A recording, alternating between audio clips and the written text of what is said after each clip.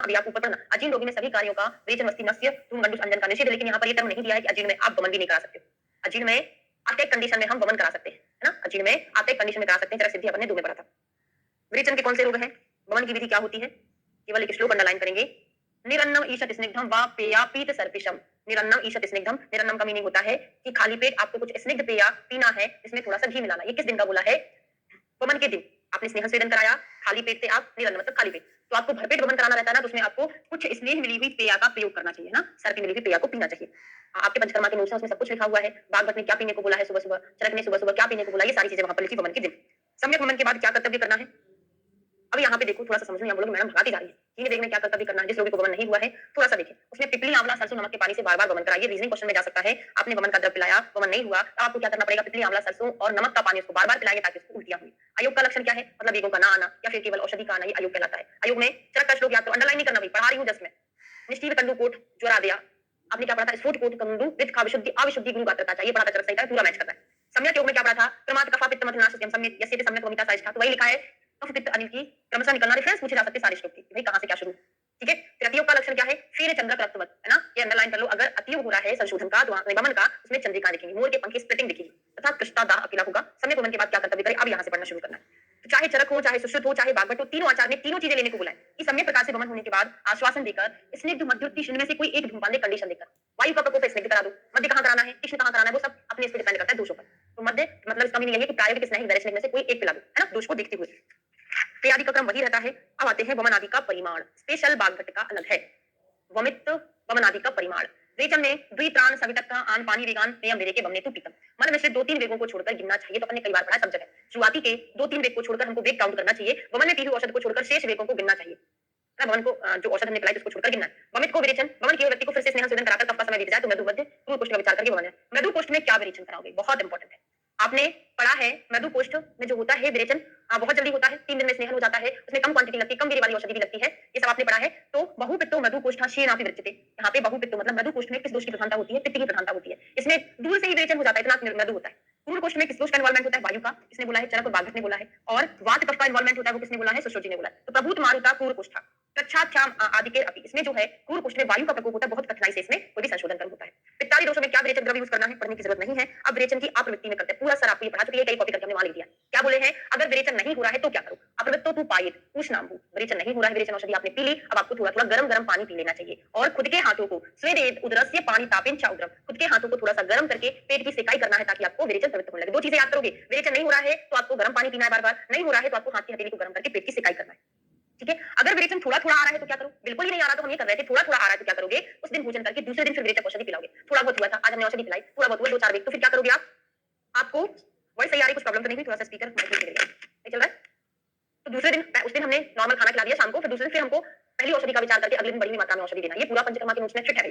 किंतु निर्बल तथा स्निग्ध कोष्ठ व्यक्ति 10 दिन के उपरांत, फिर आप बोलोगे ये कंडीशन उसके लिए है जो व्यक्ति बलवान है कि आज विरेचन औषधि पिलाई, विरेचन नहीं हुआ है तो अगले दिन हम विरेचन करा सकते हैं। लेकिन जो व्यक्ति दुर्बल है उसको हम 10 दिन के बाद शरीर का स्नेह स्वेदन द्वारा संस्कार करके प्रथम अतिक्रम मतलब पहले अतिक्रम को ध्यान में रखना है कि हमने जो औषधि दी कम क्वांटिटी में होगी, इसलिए हम अगले दिन उसको ज्यादा क्वांटिटी में औषधि का प्रयोग करेंगे, ठीक है? विरेचन के बाद क्या कर्तव्य करेंगे? तो वमन का तो अपन ने देख लिया है, उसमें धूमपान कराते हैं। सेम चलता है कि विरेचन में भी केवल सारी की सारी वही चीजें करना है, केवल धूमपान का प्रयोग नहीं करना है। वमन विरेचन में सेम परिहार करना पड़ता है, सेम वमन के बाद कर्तव्य करना पड़ता है। विरेचन के बाद केवल धूम नहीं करते हैं, ये वमन में किया जाता है, विरेचन में नहीं किया जाता। औसत सेवन के बाद उपवास। अब आता है संशोधन आदि के बाद क्रिया। तो संशोधन रक्तमुख स्नेहपान लंघन कार्यों से अग्नि बंद हो जाने से पेयबलिटी आदि का प्रयोग करना चाहिए। पेय आदि के अयोग कौन सा व्यक्ति होता है? बहुत इंपॉर्टेंट है। दूसरी संहिता में शायद हमने चरक संहिता में पढ़ा है कि पेय का प्रयोग कहां नहीं करना चाहिए। श्राद्ध अल्पपित्त श्लेष्माणा, मैंने आपको इसका रीजनिंग भी बताया था चरक संहिता में, है ना? जैसे होगी कि पित्त और कफ कम बाहर आए हो, मतलब पित्त और कफ मतलब पित्त कफ का अच्छे से शोधन नहीं हुआ, पूर्ण रूप से नहीं निकले हैं। मद्यपम जो मद्यपान है किया इसने, और वात पित्त रोग है, वात पित्त विकार वाला। देखो पित्त कफ अच्छे से नहीं निकला, मतलब पित्त कफ भी अंदर है, वात पित्त विकार मतलब तीनों दोष हो गया। ये शाम ना पाए तर्पणादि क्रम होता है। इस कंडीशन में हमको पेय का प्रयोग नहीं करना है। तर्पणादि जो आपने संतर्पण पढ़ा है ना, कफ पित्ते विशुद्धे अल्पे मद्यपे वात पैतिके तर्पणादि क्रमम कुर्यात् पेय अभिसंधिताने से करके श्लोक है, लास्ट का एक शब्द भूल रही हूं मैं, वहां पर भी यही था। कफ पित्त का विशुद्धे अल्पे, कफ पित्त कम मात्रा में निकाय, मद्यपे वात पैतिके पूरा चरक के जैसा है, उस कंडीशन में हमको संतर्पण क्रम का प्रयोग करना चाहिए। मंदाग्नि तथा क्रूर कोष्ठ में कैसे संशोधन कराओगे? बहुत इंपॉर्टेंट रीजनिंग है। व्यक्ति की अग्नि मंद है, कोष्ठ क्रूर है, तो शोधन कराना है, कैसे कराओ? मंदाग्नि क्रूर कोष्ठ सा शार लवड़ घट, अग्नि मंद है तो भाई पहले अग्नि को दीप्त कर दो। कैसे अग्नि को दीप्त करोगे? शार लवड़ घट, घट में शार और लवड़ मिला के अग्नि को दीप्त करेंगे। अग्नि दीप होगा, वायु ऑटोमेटिकली शांत हो जाएगा, क्योंकि अग्नि मंद होगा, वायु बढ़ेगा, वायु में शीतलता होती है, तो अग्नि को तीव्र करोगे, वायु नष्ट हो जाएगा, मतलब नॉर्मलाइज हो जाएगा, तो कोष्ठ का जो क्रूरत्व है वो भी नष्ट हो जाएगा। तो क्रूर कोष्ठ वायु के कारण होता है। सबसे सबसे पहले हमको उसमें दीपन चिकित्सा करना है, फिर संदुक्षिताग्नि, इस प्रकार अग्नि जब प्रदीप्त हो जाएगी तो विजित कफ वातम च शोधित, फिर उसके बाद हमको कफ और वायु शांति हो जाने पर शोधन करना है। रुक्ष आदि का विरेचन, जो रुक्ष व्यक्ति है उसमें हम कैसे संशोधन या विरेचन कराएंगे, तो कंडीशन समझते जाना, ये पूरा सोशल संहिता में पढ़ा है। मंदाग्नि पूर्व कोष्ठ में अग्नि को दीप्त करना है, उसके बाद हमको क्या करना है, विरेचन कराना है, लिखा गया है ना, अग्नि को दीप्त करना है फिर विरेचन कराना है। और रुक्ष आदि में कैसे करोगे, रुक्ष एक मिनट पेपर ऊपर ही नहीं जा रहा है, अच्छा एक ही पेज बचा इसलिए,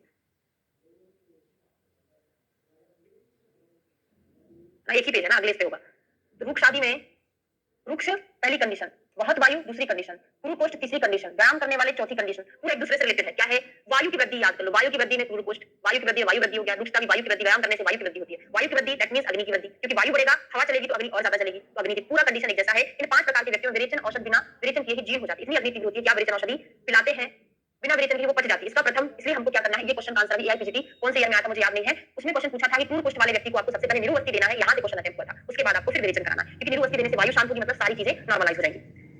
अगला है सर्वान स्नेह विरेकश रुक्ष स्नेह भाविता, सबको स्नेह विरेचन देना चाहिए, स्नेह पुरुष को रुक्ष विरेचन देना चाहिए। स्नेहन और स्वेदन का बार-बार प्रयोग, तो करुणाम भवनादि नाम पुनः अंतरे अंतरे हमको बार-बार स्नेहन स्वेदन का प्रयोग करना चाहिए, स्नेह मनते बलाय, और लास्ट में हमको शरीर को बल बचाने के लिए स्नेह करना। ये क्वेश्चन बहुत इंपॉर्टेंट है। वमन विरेचन के बाद में आपको किस चीज का प्रयोग करना चाहिए, ये क्वेश्चन को एग्जाम में पूछा गया था, यहां से बना था कि वमन आदि कर्मों के बीच-बीच में बार-बार स्नेह स्वेदन करें, और सबसे लास्ट में आपको शरीर के बल को बढ़ाने के लिए करते हैं। किस हेतु करते हैं, संशोधन के बाद स्नेहन, शरीर के बल को बढ़ाने के लिए संशोधन के बाद स्नेहन किया जाता है। उक्त विधि से मल निकालने में दृष्टांत दिया है, मलो ही देह मुत्क्लेशाहि ते वाससो यथा, इस प्रकार कपड़े को धोने से मलना और पानी से धोना या भिगोना उबालना बार-बार बीच में करना पड़ता है, उसी प्रकार शरीर के मल को स्नेह स्वेदन के द्वारा वृत्त उन्मुख बनाकर शोधनों के द्वारा निकालना चाहिए।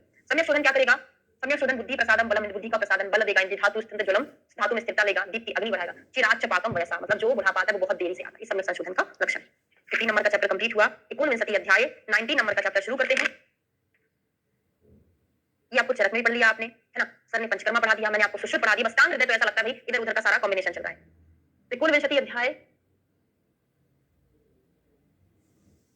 एक मिनट है ना, मैं ढूंढ लूं जरा, वायु में दिया आदि सब साधनों में वस्ती श्रेष्ठ है। यह 3 प्रकार की होती है, तो आचार्य चरक बागभट दोनों का सेम है। सुश्रुत की 2 ही वस्ती होती है, एक निरु वस्ती होती है और अनुवासन वस्ती, मतलब स्नेह वस्ती या अनुवासन, ठीक है ना, इनकी 2 होती है, 3 होती है बागभट चरक की, निरु अनुवासन उत्तर वस्ती। तो बात और बड़े दोषेषु वाते वास्ति ऋषिते, बात और बड़ा दोष में, है ना, उत्तरमाणाम सर्वेषाम सो अग्रणी त्रिविदास्तु सह, निरु अनुवासन वस्ति उत्तर, वस्ती कैसी होती है, श्रेष्ठ होती है बात प्रधान रोगों में।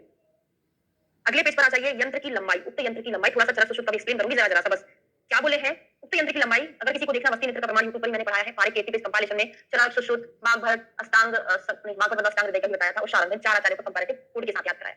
ऊने शब्दे पंचो पूर्णे अस्मिन का सप्तयोग अंगुली षट, क्या बोले हैं, ऊने मतलब होता है कम, ऊने अब्दे मतलब होता है 1 वर्ष से कम, ऊने अब्दे कम नहीं समझते हो, लेस देन 1 इस टाइप का। 1 वर्ष से कम के बच्चे के लिए 5 अंगुल वस्ती नेत्र होना चाहिए, कितना, 5 अंगुल। 2 वर्ष से लेकर 6 वर्ष तक के लिए, यहाँ लिख लो, ऊने अब्दे मतलब लेस देन 1, इसके लिए कितना होना चाहिए, 5 अंगुल होना चाहिए। फिर 1 से लेकर 6 तक जो है उसमें कितना बोला है, 6 अंगुल होना चाहिए। बात को समझना, आपसे पूछा जाएगा 1 वर्ष के लिए कितना होगा, तो 6 अंगुल लगाएगा कोई भी इंसान।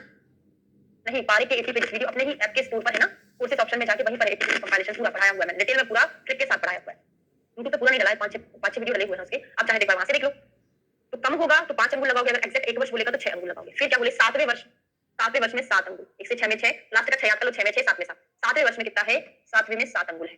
फिर बोले हैं 12 वर्ष के लिए 8 अंगुल, 16 वर्ष के लिए 9 अंगुल, 12 के लिए 8, 16 के लिए 12 के लिए 8, 16 के लिए 9, 20 के आगे 12 अंगुल नेत्र होना चाहिए। फिर 20 के बाद जितनी भी एज होगी भाई आगे जाके, है ना, उसके लिए कितना होना चाहिए, 12 अंगुल होना चाहिए। बीच के वर्षों के लिए तथा बाइबल शरीर को देखकर वस्ती नेत्र का प्रमाण हमको समझना है। अब मेरी बात को थोड़ा सा समझें, यहाँ पे मार्क कर लो, चरक ने किसने बताया था, 6 12 20 में याद करवाया था, भैया याद ही करवाना, प्लीज, मुझे लगता है मैं ना करूं चरक का, तो 6 दूनी 12, 6 3 18 नाम करके राउंड फिगर 20 कर दो। फिर हमने पढ़ा था 6 में 6, 6 में 2 जोड़ा 8, 6 में 2 जोड़ा 10 यहाँ पर नहीं है, और 10 में 2 जोड़ा तो 12, 6 8 12, ये चीज समझ में आ गया। दो का गैप कर दें, 6 8 10 12 होना चाहिए था, तो 6 8 12 है, 10 यहाँ पर नहीं है, तो 6 को 12 को 20 को मार्क कर लो, 6 को मतलब इस 6 को 12 को और 20 को मार्क कर लो, पूरा चरक के जैसा है, बागभट्ट का जो है चरक के जैसा है, 6 वाला 12 वाला और 20 वाला, 6 8 और 12।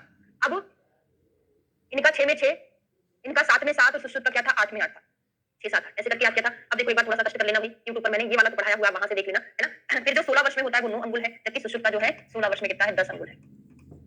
16 वर्ष में सुश्रुत का कितना है, 10 अंगुल है, ठीक है। चलिए आगे बढ़े, समझ में आ गया। बाकी 1 वर्ष से कम में 5 अंगुल है, बाकी 7 में 7, सारी चीजें याद तो हो रही है, हो रही कि नहीं हो रही, जरा बता दो मुझे।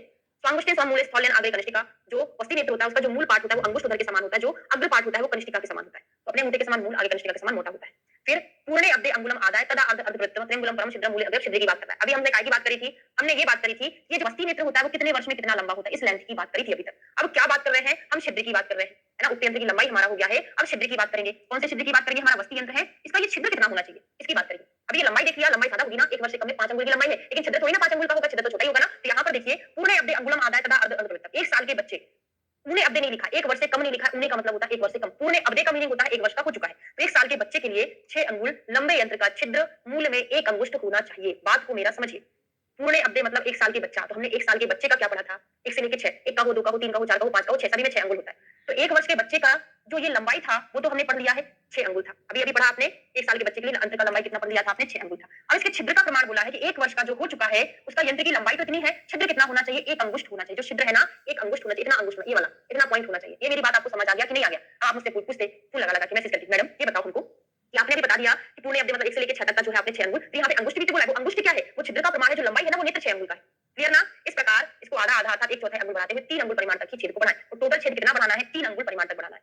अगला छेद मूंग के, उड़द के, सूखी कला, तिल कला, रेगी गुठली के समान होता है, वो हमें थोड़ा सा यहाँ से पढ़ लेते हैं। विवर्ष प्रथम वर्ष में मूल में 6 अंगुल मात्र तक आयु 6 साल है तथा नोक का छिद्र मूंग जाने योग्य हो। यहाँ पे इसमें कुछ नहीं दिया, अभी इसमें मूंग जैसा नहीं दिया है, भले यहाँ पर विमर्श में दिया है, तो आप लगा सकते हैं मूंग जैसा कि जो मूल में जो छिद्र है अंगुष्ठ मात्र होता है। हाँ जी, ये भी देखिए जरा, इस छिद्र की बात कर रहे हैं, ये बात तो सही है ना? थोड़ा सा कंफ्यूजन हो गया हमको। इस श्लोक में इस छिद्र की बात नहीं कर रहे हैं, इस छिद्र की बात कर रहे हैं ना, बस यहाँ पर मूल में 1 अंगुष्ठ, मूल मतलब ये मूल होता है, ये अग्र होता है। तो यहाँ पर जो मूल है ना वो अंगुष्ठ के बराबर है, और जो छिद्र है ना उन्होंने बोला है कि मूल के बराबर होगा। इस प्रकार आधा-आधा चौथाई अंगुल बढ़ाते 3 अंगुल परिमाण तक की छेद बढ़ाएं।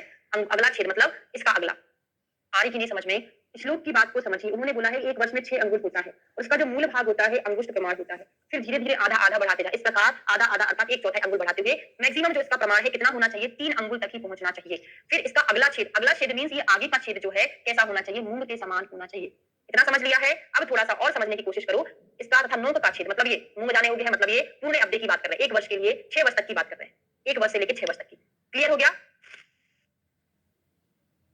ये चीज क्लियर हो गया तो मुझे बता दो जरा, मुझे ऐसा लगता है आपको समझ आ रहा है कि नहीं आ रहा है? ये कहां से कहां तक का है? पूर्ण अब्दे मतलब 1 से लेकर 6 वर्ष तक का कंडीशन समझ लिया, ये 6 अंगुल का, ये मूंग का, ये अंगुष्ठ का। इतना समझ लिया। अब आते हैं 7 वर्ष की बात करते हैं। 7 में हमने जो प्रमाण पढ़ा था, कितना पढ़ा था? 7 अंगुल ही पढ़ा था। जो लेंथ पढ़ी थी वो 7 अंगुल ही पढ़ी थी। उसके बाद क्या दिया है कि 7 से लेकर 11 वर्ष तक मूल में छेद कितना होना चाहिए? 7 से लेकर 12 तक, 7 से लेकर 12 तक जो मूल का छेद है, मतलब ये वाला 1 का 1/4 इतना होना चाहिए। 1 का 1/4 नहीं है, उसका क्या है? पावर है। 1 से 6 तक वही तो है, 1 से 6 तक का जो मूल है अंगुष्ठ प्रमाण रहता है ना? मतलब मैक्सिमम हम बढ़ाते वो अलग चीज है, वो तो अभी आगे की बात कर रहे हैं ना कि अंगुष्ठ कितना हो गया? 1 से 6 से 7 में थोड़ा बढ़ेगा, 8 में थोड़ा बढ़ेगा, ऐसे बढ़ते-बढ़ते जितने वर्ष तक हम पढ़ेंगे टोटल नंबर कितना हो जाएगा? 3 अंगुल हो जाएगा। तो 7 से लेके 12 तक जो है इतना होना चाहिए नोक में, और ये जो है उड़द के आकार का होना चाहिए। ठीक है, मूंग छोटा है, उड़द थोड़ा सा बड़ा है। मूंग वाला अग्र का छिद्र है ना भाई, मूंग वाला जो छिद्र है वो अग्र का है, ये मूल का, मूल मतलब बेस, मूल का अंगुष्ठ, मतलब मैक्सिमम हम बढ़ाते वो अलग चीज है, वो तो अभी आगे की बात कर रहे हैं ना कि अंगुष्ठ कितना हो गया? 1 से 6 से 7 में थोड़ा बढ़ेगा, 8 में थोड़ा बढ़ेगा, ऐसे बढ़ते-बढ़ते जितने वर्ष तक हम पढ़ेंगे टोटल नंबर कितना हो जाएगा? 3 अंगुल हो जाएगा। तो 7 से लेके 12 तक जो है इतना होना चाहिए नोक में, और ये जो है उड़द के आकार का होना चाहिए। ठीक है, मूंग छोटा है, उड़द थोड़ा सा बड़ा है। मूंग वाला अग्र का छिद्र है ना भाई, मूंग वाला जो छिद्र है वो अग्र का है, ये मूल का, मूल मतलब बेस, मूल का अंगुष्ठ है और अग्र का मूंग है। ये समझ आ गया? दूसरा कंडीशन है 7 से 12 जो मूल है, इतना ज्यादा समझने की जरूरत ही नहीं है, दिमाग कितना लगा रहे हो? जो मैं बोल रही हूं उस पर ध्यान दो। इतना है ये उड़द हो गया, मूंग से थोड़ा बड़ा उड़द हो गया। 12 से लेके 16 वर्ष, फिर 12 से 16 वर्ष है जो मूल वाला है, बेस वाला है, वो कितना होगा? 1 की पावर आधी हो जाएगा, और नोक का जो छिद्र होगा, इधर का जो छिद्र होगा वो मटर के समान हो जाएगा। ठीक है, इसलिए मैंने बोला ये टॉपिक थोड़ा सा यूट्यूब से देख लो, मैंने पढ़ाया हुआ है पूरा कोड के साथ। तो मूंग है, उड़द है, मटर है, 12 से 16 वर्ष तक। फिर 16 में 1 का 3/4, 17 में 2 अंगुल, 18 में इतना हो जाएगा, 19 में कितना होगा उतना नहीं पढ़ना, 21 वर्ष में 3 अंगुल, तो लास्ट में जो 21 वर्ष होगा वो 3 अंगुल मूल छिद्र होगा, और नोक का छेद बेर के बराबर होगा। ये चीज हम पहले पढ़ा दिए हैं आपको, यूट्यूब पर एक बार और अच्छे से देख लेना। ठीक है, फिर आगे बढ़ते हैं। मूल छिद्र के प्रमाण से किनारे पर एक कर्णिका होती है। नेत्र का अगला भाग रुई में बत्ती से बंद कर मूल में अपनी 2 अंगुलियों के अंतर से दूसरी कर्णिका नेत्र में करें। यहाँ पर कर्णिका बताएं कि मूल छिद्र के प्रमाण पर एक कर्णिका, जिससे नलिका आगे गोदाम में अधिक तक ना जाए, इसलिए यहाँ बनाते हैं नेत्र का अगला भाग रुई बत्ती से बंद रखें और मूल में अपनी 2 अंगुलियों के अंतर पर 2 कर्णिका। तो टोटल जो होती है वो कर्णिका कितनी होती है? 3 कर्णिका होती है ना? ठीक है, अब यहां तक हमारा हो गया है। इसके बाद से मैं आपको कल पढ़ाऊंगी अष्टांग हृदय का, हमारा सूत्र स्थान का 90 नंबर का चैप्टर चल रहा था। 90 नंबर के चैप्टर में हमने श्लोक नंबर 13 तक कंप्लीट कर लिया है।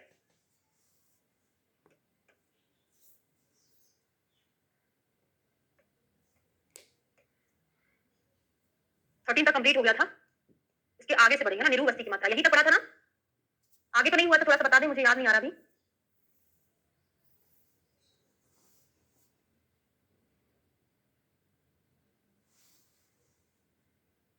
वस्ती की मात्रा कितनी होती है? निरूवस्ती की मात्रा प्रथमे प्रकुंजो वस्त्रे परम प्रकुंज रद्धि प्रत्यय शब्दम यावत शत प्रसृतता। तो सिर्फ श्लोक पढ़ने की जरूरत ही नहीं है, सेम टू सेम 14 भी हो गया था। ओके, सेम टू सेम जो हमारा है वो चरक के जैसा है। बागभट्ट और चरक का बिल्कुल सेम है, अकेला अंतर इतना है इन्होंने पल प्रमाण में बोला है, चरक ने उसको प्रसृत में कन्वर्ट कर दिया है। मतलब ये है कि प्रथम वर्ष में निरु की मात्रा एक प्रकुंच होती है। प्रकुंच का पर्याय पल होता है, जबकि चरक जी ने क्या बोला है, प्रथम वर्ष में जो मात्रा है वो अर्ध प्रसरित होती है। अर्ध प्रसरित का मीनिंग ही होता है एक पल। अर्ध प्रसरित मींस एक पल। इन्होंने चरक ने जो द्वादश प्रासृत की वस्ती बोली है, द्वादश प्रासृत की वस्ती मींस 12 प्रसरित की वस्ती बोली है, उसी को बागभट्ट ने 24 पल की वस्ती बताया है। इसका मीनिंग ये हुआ कि प्रसरित का जस्ट डबल होता है पल। तो अगर आपको चरक का याद है तो बागभट्ट का याद करने की जरूरत ही नहीं है, बस उन्होंने थोड़ा सा टर्म को चेंज कर दिया है। बात समझ में आ रही है? इसके आगे प्रत्येक वर्ष के लिए एक प्रकुंच बढ़ाते जाना चाहिए जब तक कि वह 6 प्रसरित ना हो जाए। इसके आगे फिर उन्होंने देखो अब प्रसरित बोल दिया है, फिर एक प्रसरित बनाए 18 वर्ष आयु के लिए 12 प्रसरित होगी, मतलब 24 पल। 70 तक यह प्रमाण स्टेबल रहेगा, 70 वर्ष के आगे 10 प्रसरित प्रमाण होगा। सेम टू सेम चरक का लिख लेना यहाँ पे, ठीक है। अनुवासन वस्ती की मात्रा यथा यम निरुह से पादो मात्रा अनुवासन। पाद का मीनिंग होता है 1/4। तो अनुवासन की जो मात्रा है, निरु वस्ती की जो प्रतिवर्ष निरु की मात्रा होती है, उसका जो 1/4 होता है वो हमारा जो प्रमाण होता है वो अनुवासन कहलाता है। निरु का 1/4 अनुवासन कहलाता है, ठीक है। अनुवासन की विधि देखते हैं कैसे दिया जाता है। ये नहीं पढ़ना है, अगले पेज पर आ जाइए। स्नेह निवृत्ति का समय देखते हैं। ये मैंने इसलिए नहीं पढ़ाया, पूरा चरक सुश्रुत के जैसा है ना, तो उसका पढ़ने का मतलब नहीं है, सेम टू सेम है, जो अलग है बस वही पढ़ेंगे। अग्नि प्रदीप को भूख लग गई हो, इसने बाहर आ गया हो, शाम काल को हमको लघु भोजन देना है। इसने निवृत्ति का समय देखते हैं। निवृत्ति काला परम स्नेयो यामस तथा परम अहोरात्रम उपेक्षते परम फलवर्ती। हाँ, इसने निवृत्ति जो है मतलब इसने वस्ती को हमको निकालने की जरूरत नहीं पड़ती, अगर वो कोई उपद्रव ना करे। अगर उपद्रव करती है तो 24 घंटे बाद हम उसको निकाल सकते हैं। तो इसने लौटने का जो उत्तम समय है कितना है, 3 प्रहर है। 3 प्रहर को हम 3 याम भी बोल सकते हैं, क्योंकि याम और प्रहर एक दूसरे का पर्याय है। अनुवासन वस्ती निकलने का समय 3 याम है। अगर आपसे पूछा जाए निरु वस्ती के निकलने का समय कितना है, तो वो होता है 48 मिनट मींस एक मुहूर्त होता है ना, एक मुहूर्त 48 मिनट होता है, ठीक है। तो निवृत्ति काला परम स्नेह मास तथा परम अहोरात्रम अपेक्षा, और हम क्या करें, दिन रात अर्थात 24 घंटे तक अपेक्षा करें। इतने समय वापस ना आए तो फिर हम उसको निकालने की कोशिश करेंगे, तीक्ष्ण फलवर्ती का प्रयोग करेंगे। वैसे अगर कोई उपद्रव नहीं कर रही है तो निकालने की जरूरत नहीं पड़ती, अगर कोई प्रॉब्लम हो रही है तो हम उसको निकाल सकते हैं, ठीक है। अनुवासन का समय देखते हैं क्या होता है। अनुवास्य तृतीय अग्नि पंचमे पुनः, अभी अपने वैद्य के डिसीजन के ऊपर डिपेंडेंट रहता है। ऐसा कुछ नहीं होता कि एक दिन बाद लगाएं, 3 दिन बाद लगाएं, है ना। रुक्ष व्यक्ति है तो डेली लगा सकते हो, है ना। अगर थोड़ा रुक्ष मीडियम टाइप का व्यक्ति है तो अनुवासन के बीच बीच में निरु का प्रयोग कर सकते हो। तो तीसरे दिन, पांचवें दिन फिर अनुवासन देना चाहिए, अथवा जितने समय में स्नेह का पाचन हो उतने समय बाद अग्नि की अपेक्षा से अनुवासन देंगे। अधिक से अधिक 7 दिन, कम से कम 3 दिन, जिसमें वायु की प्रधानता हो, जो नित्य व्यायाम करते हो, जिनकी अग्नि दीप्त हो, रुक्ष उन्हें प्रतिदिन अनुवासन देना चाहिए। कंडीशनल क्वेश्चन बनेगा, क्या बनेगा, यहाँ से बनेगा, व्यायाम नित्या दीप्ताग्नि रुक्षाश प्रति वासरम, मतलब प्रतिदिन इनको अनुवासन देना है। जो व्यक्ति नित्य व्यायाम कर रहा है मतलब कहीं ना कहीं उसकी वायु बढ़ी है, अग्नि दीप्त है मतलब वायु की वृद्धि है, व्यक्ति रुक्ष है तो वायु की वृद्धि है ही। इन कंडीशन में आप नित्य अनुवासन का प्रयोग कर सकते हो। अनुवासन में हम जो तेल का प्रयोग करेंगे, तेल को पचाने के लिए अग्नि की जरूरत पड़ेगी, तो अग्नि दीप्त है ना, इस कंडीशन में आप दे सकते हैं। वायु बड़ा है, वायु को शांत करने के लिए तेल से बेस्ट कोई भी चीज नहीं है, इसलिए हमको 3 कंडीशन में अनुवासन का प्रयोग करना है। निरु का समय क्या होता है, स्नेह स्त्री चतुरे स्निग्धे स्रोतो विशुद्ध निरूहम शोधनम इंजात स्निग्धे स्नेहने तनु। 3 या 4 स्नेहों से स्निग्ध हो जाने पर शोधों के शोधन के लिए शोधन निरु देना चाहिए। मतलब हमने अनुवासन लगातार 3 लगा दिया, 4 लगा दिया, उसके बीच में हमको एक एक निरु देना चाहिए। क्यों देना चाहिए, अगर हम अनुवासन का प्रयोग करते हैं तो दोषों का उत्क्लेश हो जाता है। क्या बोल रहे हैं, 9 11 5 7 3 1, ये अनुवासन वस्ती है ना। 1 3 5 7 9 11, जो 1 3 है कफ में देते हैं, 5 7 पित्त में देते हैं, 9 11 वात में देते हैं। अनुवासन वस्ती के लिए बोला है ना, निरु वस्ती का अलग है। विधि क्या है, पंचमें अथ तृतीय दिन से साधु के शुभ, मतलब 5वें दिन तीसरे दिन ज्योतिष शास्त्र की दृष्टि से शुभ दिन हो, है ना। स्पेशली अभी क्वेश्चन ये पूछा जाता है, 1 या 3 मतलब 1 वस्ती 2 या 3 वस्ती 2, है ना, उसको हम विषम संख्या में देते हैं तो उसको 1 3 बोलते हैं। 1 या 3 ये वस्ती है, अनुवासन वस्ती है भाई। चरक सिद्धि स्थान का रेफरेंस मैं आपको बता दूं, जरा देखो कौन से चैप्टर में दिया है। चरक सिद्धि स्थान का 12 नंबर का श्लोक है, मतलब सिद्धि स्थान के फर्स्ट चैप्टर का 12 नंबर के श्लोक के थोड़ा सा नीचे आपको मिलेगा। अनुवासन वस्ती कफज विकारों में 1 वस्ती दे दो या 3 वस्ती दे दो, पित्त विकार में 5 या 7 वस्ती देते हैं, वात विकार में 9 या 11 वस्ती देते हैं, है ना, ऐसे करके बताया। समझ में आ गया। और निरु वस्ती की अगर बात करें तो वात पित्त कफ में, वात में 1, कफ में पित्त में 2, कफ में 3 देते हैं। ओके, समझ आ गया, ठीक है। चलिए, हाँ, तो शुभ दिन से मध्याह्न में कब दिया जाता है, निरु वस्ती का समय होता है मध्याह्न के कुछ बीत जाने पर। बलि मंगलचार करके शरीर में तेल का अभ्यंग, स्वेदन कर, मल का त्याग कर। अब आप बोलोगे मैडम अनुवासन का भी तो बता दो कब कब देते हैं, तो हमने अनुवासन का पढ़ा ना, शीते वसंत दिवान वास्यो रात्रो शरद ग्रीष्म घनागमेषु। शीत वसंत में दिन में देना है, बाकी सब ऋतुओं में रात्रि में देना है, और कंडीशन भी पढ़ा था। लेकिन निरु वस्ती के लिए ऐसा कोई कंडीशन नहीं है। निरु वस्ती के लिए एक ही कंडीशन याद करना है, जिसको हम मध्याह्न में देते हैं। कब देते हैं, मध्याह्न में। निरु कल्पना दोषानुसार स्नेह का प्रमाण देखते हैं। हाँ, इसको भी नहीं पढ़ना है, चरक के जैसा है। अवधि देखते हैं, निरूहण की अवधि क्या होती है। तो आगतो परम कालो मुहूर्तो मृत्यु बोला है कि इसका जो निर्गमन काल है 1 मुहूर्त है ना। 1 मुहूर्त मतलब 2 घंटे का, वही 48 मिनट का समय लगता है निरु वस्ती के बाहर आने में। अनुवासन की दोषानुसार संख्या देखते हैं। अब देने का समय क्या होता है, वात पीड़ित में तुरंत अनुवासन दे दो। लक्षण क्या है, ये मैं इसलिए नहीं पढ़ा रही हूं, सब मिलता जुलता है, आप एक बार रीड कर लेना, लेकिन जो इंपॉर्टेंट है बस वही चीज हमको पढ़ना है ना। तो दोषानुसार संख्या देखते हैं, वही 1 3 है, 5 7 है पित्त में, 9 11 है कफ में, जो अभी अभी आप पूछ रहे थे चरक का सेम टू सेम बागवट का वही है। वात कफ में 1 3, पित्त में 5 7, वात में 9 11, सेम टू सेम है। फिर पीछे से हमको स्थापन वस्ती भी देना है, विषम संख्या में देते हैं। अनुवासित का भोजन क्या होता है, कफ पित्त अनिलेश स्वन्नम यूष क्षीर रसे क्रमात्। आस्थापन देने के पीछे कफ में यूष देना है, पित्त में दूध देना है, वायु में मांस रस देना है। इसका मीनिंग समझ रहे हो, आस्थापन के पीछे, आस्थापन देने के पीछे मतलब आस्थापन वस्ती आपने दे दी, उसके बाद क्या देना है, जब वस्ती निकल जाए तब। ये आस्थापन का है कि अनुवासन का, 1 मिनट है ना, 1 मिनट, मेरी गुड़िया मुझे बुला रही है ना, मैं 1 मिनट में आती हूँ। अकेली बैठी ना, घर पे कोई नहीं है, का नहीं है ना, यहाँ पे गलत लिखा है।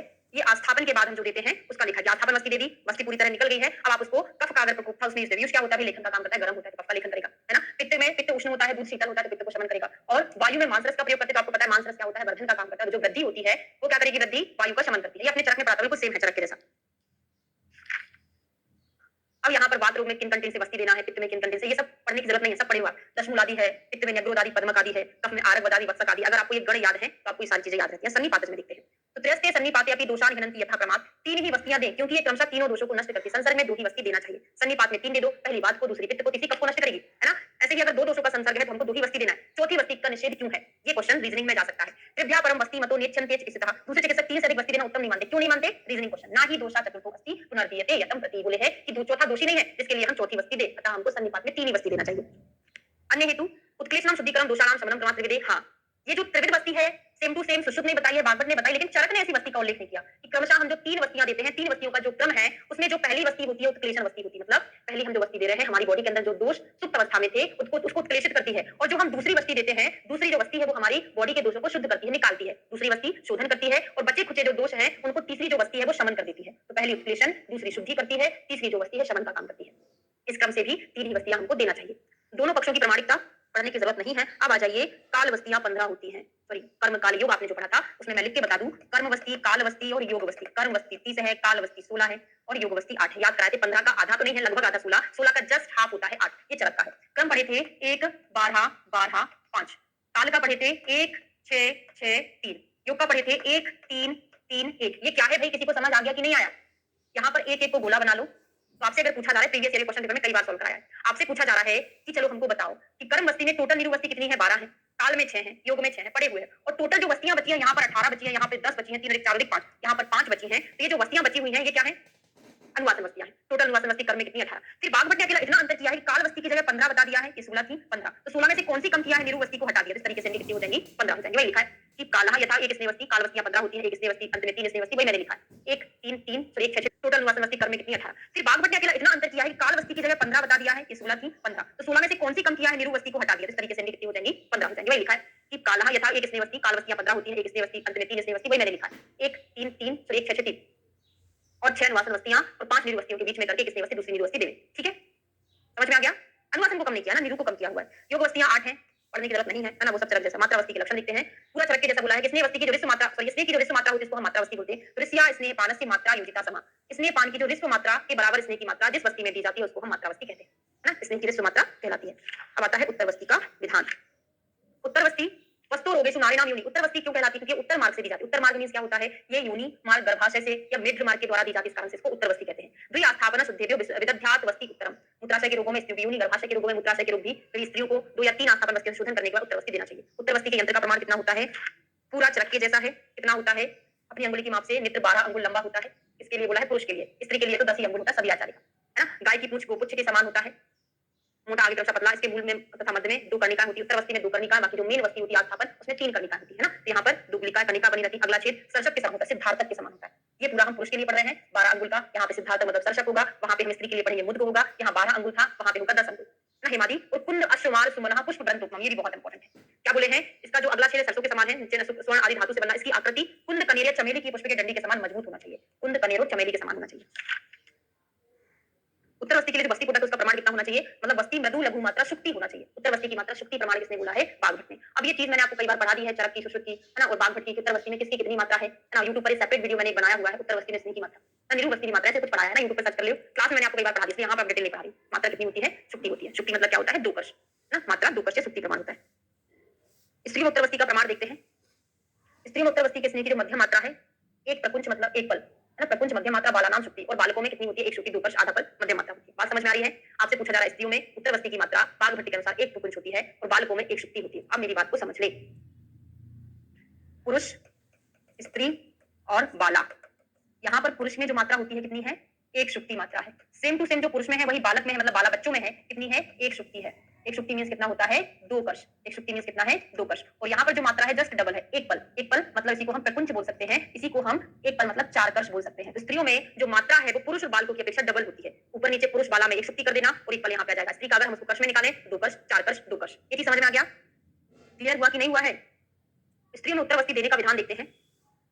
तो स्त्री को पीठ के बल तान लिटाना है, टांगों को भली प्रकार संकुचित करना है, दिन रात में 3 या 4 स्नेह वस्ती देना है, 3 या 4 स्नेह वस्तु का प्रयोग करना, प्रत्येक वस्तु में स्नेह की मात्रा बढ़ाते लगातार 3 दिन वस्तु दे, फिर 3 दिन आराम लेकर फिर 3 दिन वस्तु। अनुवासन में 24 घंटे में एक बार स्नेह वस्तु देते हैं, ठीक है। इसमें वस्तु 24 घंटे में 3-4 बार 3 दिन लगातार देकर फिर 3 दिन छोड़ना पड़ता है। ऐसा कुछ याद नहीं करना, वस्तु देने का नियम देखते हैं। पूरा सुश्रुत के जैसा है, सेम टू सेम। पक्षात विरेको वांतस्य, वहां पे वांतस्य लिखा, यहाँ पे बमिति तथा लिख दिया। पक्षात विरेको वांतस्य ततश्चापि निरूढ़म शब्दो निरूढ़ो अनुवासस्य सप्तरात्रात विरेचता, ऐसे करके सुश्रुत का श्लोक है। इसमें अंतर क्या है? पक्षात विरेको बमिति तथा पक्षात निरूढ़म ऐसे करके दे दिया। यहाँ पर 15 दिन पीछे विरेचन, विरेचन के 15 दिन पीछे निरू, यहाँ पे 15 दिन का अंतर दिया है, ठीक है। विरेचन के 15 दिन पीछे निरू, निरू के तुरंत पीछे अनुवासन वस्ती देनी चाहिए।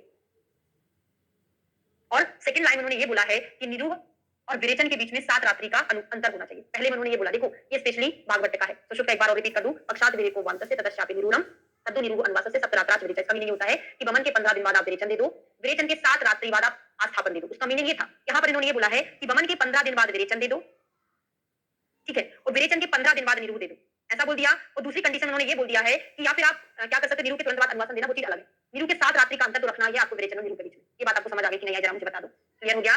बाघ भट्ट का ये चीज अकेला अलग है, बाकी पूरा चलो सुश्रुत के जैसे है ना। क्लियर हो गया? हाँ जी, क्लियर है? ओके, ठीक है। वस्ती की 2 सारिता में दृष्टांत देखते हैं।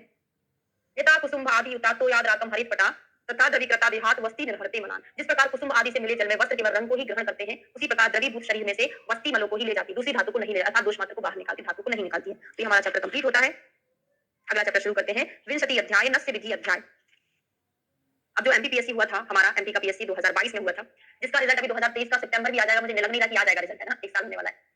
2021 में नोटिफिकेशन आया था, 2022 के सितंबर में एग्जाम हुआ था, और 23 का अप्रैल चले गया, मई चल रहा है, अब पता नहीं कब रिजल्ट आएगा, है ना। जॉब का इंतजार करते करते बुढ़ापा ही आ जाता है, ऐसा होता है एमपी में। तो नस्य विधि अध्याय, नस्य अध्याय, यहाँ से क्वेश्चन बना था, अभी नस्य के काल से रिलेटेड क्वेश्चन आया था, पढ़ते हैं। ऊर्ध्वचत्रु विकारेषु विशेषात नस्य मिश्यते, जो ऊर्ध्वचत्रुगत विकार है उसमें विशेष रूप से नस्य का प्रयोग किया जाता है, विशेषात नस्य मिश्यते। नासा ही शिरसो द्वारम तेन तद्व्याप हन्ति ज्ञान। नासा ही शिरसो द्वारम, जो नासा होती है वो सिर का द्वार होती है ना। और द्वारम ही शिरसो नासा जो श्लोक है वो किसका है? द्वारम ही शिरसो नासा जो श्लोक है वो किसका है? चरक का है ना। नासा ही शिरसो द्वारम, नासा जो शुरू है वो किसका है? बागभट्ट का है। नस्य के भेद आते हैं 3 होते हैं, बीबीएस करके याद करोगे। अब मैं पूरा तरह से बागभट्ट का नहीं पढ़ाऊंगी, ओनली बागभट्ट का पढ़ाऊंगी। उन्होंने नस्य के 3 भेद बोले हैं, बीबीएस क्या है? विरेचन, ब्रह्मण और शमन 3 प्रकार का होता है। अब यहाँ से एक एक पॉइंट आपको रटना है, बहुत ज्यादा इंपॉर्टेंट है। निम्न में से किस कंडीशन में विरेचन नस्य का प्रयोग किया जाता है? तो विरेचन का मीनिंग क्या होता है कि दोष बढ़े हुए हैं उनको निकालना है, तब हमको विरेचन नस्य करना है। स्पेशली कौन सी कंडीशन होगी विरेचन नस्य के लिए? जिसमें कफ का प्रकोप ज्यादा होगा। कफ अगर भरा है हमारी बॉडी में तो हमको उसको निकालना है, तो अधिकतर जो कफज वाले विकार है उसमें हमको विरेचन नस्य देना है, ठीक है। ब्रह्मण नस्य कहाँ देना है भाई? ब्रह्मण नस्य हम वहां प्रयोग करेंगे जहां पर वायु का प्रकोप हो, क्योंकि वायु की शांति ब्रह्मण से होती है, ठीक है। शमन नस्य कहाँ देंगे? जहां पे भाई हमको कोई चीज रुकाना है, तो उसको निकालना नहीं है। चेहरे पे कुछ पिंपल हो गए हैं, नीली का व्यंग हो गया, उसको ठीक करना है, उनको निकाल के थोड़ी ना फेंकोगे, तो वहां पर हम शमन नस्य का प्रयोग करेंगे। याद करना शुरू करते हैं। सिराशूल जाड्य जाड्य स्कंदन गलामय शोफ गंड क्रमी ग्रंथि पुष्ट अपस्मार पीन से। सिराशूल तो चलो एक्सेप्शन टाइप का है कि भाई सिर में दर्द है तो हम विरेचन क्यों देंगे? दर्द तो वायु कराता है, यहाँ पर ब्रह्मण क्यों नहीं कराएंगे? तो भाई अखबार में लिखा है, तो याद कर लो, सिराशूल में हमको विरेचन नस्य देना। अब यहाँ से अच्छे से याद होगा। सिर में जड़ता मतलब यहाँ पर कफ भरा था सिर में, उसने हम हमारे सिर को क्या कर दिया? जड़ कर दिया, है ना। फिर अभिषेक, अभिषेक में क्या होता है? नेत्र में बहुत ज्यादा कफ निकलता है, तो कफ को निकालने का काम करना है। गलामय, तो गले के जो रोग है, गले के रोग, गले में क्या कफ फंस रहा है तो याद कर लेना कि गले के रोग में। शोफ मतलब एक्स्ट्रा फ्लूइड का एक्युमुलेशन हो गया बॉडी में, उसको निकालना है। क्या बोले? साइनसाइटिस, हाँ। शोफ गंड क्रमी, क्रमियों को भी निकालना है, क्रमी ग्रंथि है ना। पुष्ट अपस्मार, ऑलरेडी संतर्पण जन्य विकार है तो बॉडी में कुछ ना कुछ बड़ा है, इस कारण से हो रहा है ना। अपस्मार और पीनस याद कर लो, अपस्मार में वैसे हम टिश्यू संशोधन कराते हैं, विरेचन भी कराएंगे। और पीनस में नाक में कफ फंसा हुआ है तो उसको भी निकालना है, तो ये निकालने वाली चीजें होगी। ब्रह्मण जहां पर वायु का इन्वॉल्वमेंट है, जहां पर व्यक्ति दुबला पतला है वहां पर ब्रह्मण दोगे। जैसे वातज शूल, वातज शूल होगा तो ब्रह्मण कराओगे, सिराशूल होगा तो विरेचन कराओगे। सूर्यावर्त, बहुत इंपॉर्टेंट क्वेश्चन सबसे, हाँ। और यहाँ पर जो प्रायोरिटी चलता है वो बाघभट्ट का चलता है। अगर आपके क्वेश्चन में आया है कि सूर्यावर्त में किस प्रकार के नस्य का प्रयोग करेंगे, नावन का ब्रह्मण का जो भी है, तो वहां पे चरक का नावन नहीं जाता आंसर, बाघभट्ट का ब्रह्मण आंसर लगता है। तो सूर्यावर्त में इन्होंने वात दोष बोला है ना, स्पेशली वातज बोला है ना, बाघभट्ट ने क्या बोला है? वात रक्त, थोड़ा सा देख लेना ना, मुझे याद नहीं है सूर्यावर्त में दोष कौन सा, फिर तंत्र पढ़ेंगे ना उसमें आ जाएगा। तो यहाँ पे सूर्य भगवान को हम ब्रह्मण चीजें खिलाते हैं ना, तो ब्रह्मण हो गया, स्वर का क्षय हुआ है तो उसको बढ़ाने का काम करेंगे ब्रह्मण, है ना। नासा आसे सूख गया है, सूखने के लिए हमको गीला करना पड़ेगा तो ब्रह्मण से करेंगे। वाघ का संग हो गया, बोल ही नहीं पा रहे हैं तो बोलने के लिए हमको ब्रह्मण करना है ना। ऐसे ही कृच्छ बुध और वाघ, अब वाघ में मुख्यतः काय की दृष्टि है? वायु का। नेत्र खोलने में प्रॉब्लम मतलब वायु सही से काम नहीं कर पा रहा है, तो यहाँ पर भी वात का इन्वॉल्वमेंट कारण ब्रह्मण से करेंगे। यहाँ चरक का तो हमको याद है, तो ब्रह्मण वातज शूल सूर्यावर्त स्वच्छ नासा से वाक संगे, इसमें हमको अब वाहुक में क्या करना? नीलिका में, नीलिका आदि में समझ बताया था कि अगर चेहरे पे कोई प्रॉब्लम हो गया, स्पॉट्स हो गए हैं तो उनको शमन करना है। नीलिका व्यंग केश दोष अक्षी राजिसु, नीलिका व्यंग केश रोग में और अक्षी राग में आंखों में सिराएं होने पर हमको शमन नस्य का प्रयोग करना चाहिए, ठीक है। अब आता है नस्य के प्रकार, 2 प्रकार का भी होता है, एक मर्श होता है, दूसरा प्रतिमर्श, 2 प्रकार से होता है। नस्य की प्रयोग विधि, तो यहाँ पर स्पेशली प्रथम नस्य के लिए बोला है कि प्रथम नस्य की जो मुंगली है, नली है, उसका प्रमाण कितना होना चाहिए? 6 अंगुल होना चाहिए, पढ़ा हुआ है, अलग से कुछ नहीं है, है ना, 6 अंगुल होना चाहिए। फिर मर्श का परिमाण देखते हैं कितना होता है, तो हीन मात्रा, मध्यम मात्रा, उत्तम मात्रा 6, 8, 10 होती है, यही से याद कर लो 6, 8, 10। तर्जनी अंगुली के 2 पर पूछा जाएगा, एक बिंदु कितना होता है? तर्जनी मतलब इंडेक्स फिंगर का 2 अंगुल डुबाएंगे, फिर 2 अंगुल डुबाने पर जितना बूंद टपकेगा ना वो 1 बूंद कहलाएगा, वो 2 बूंद टपकेगा तब भी एक ही कहलाएगा। एक बार डुबाया जो टपका 1 बूंद कहलाता है ना, निकाल जितना स्नेह स्वरस गिरता है उसका नाम 1 बिंदु है ना। तो मर्श में 10 बिंदु उत्कृष्ट मात्रा, 8 मध्यम मात्रा, 6 हिस्स मात्रा, 6, 8, 10 करके याद कर लेना। ऐसे ही अवपीड़क की जो मात्रा है 8 से शुरू कर देना, मतलब सॉरी 4, 6, 8। अवपीड़क की जो मात्रा होती है 4 हीन, 6 मध्यम, 8 उत्तम। यहाँ पर 6 से शुरू किया, 6, 8, 10, यहाँ पे 4, 6, 8। ये चीज आपको सुश्रुत संहिता में मैंने पढ़ा दी है, ठीक है। अब नस्य के योग काल देखते हैं, क्या होता है। तो कफ में कफ का प्रकोप जो होता है प्रातः काल होता है तो प्रातः दे दो। पित्त का प्रकोप मध्याह्न में होता है तो इसका प्रयोग मध्याह्न में करेंगे। वायु का प्रकोप सायं रात्रि में होता है तो इसका प्रयोग रात्रि में सायं में करेंगे। कुछ अलग से याद ही नहीं करना, ये सब पढ़ा हुआ है। अब देखते हैं अलग अलग चीजें।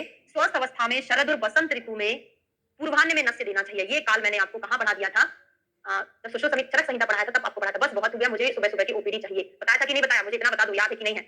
शीतकाल मध्याह्न के समय, ठंडी का समय है, मध्याह्न में नॉर्मल टेम्परेचर हो जाता है तब देना है। वेरी गुड, सिद्धि में पढ़ाया था।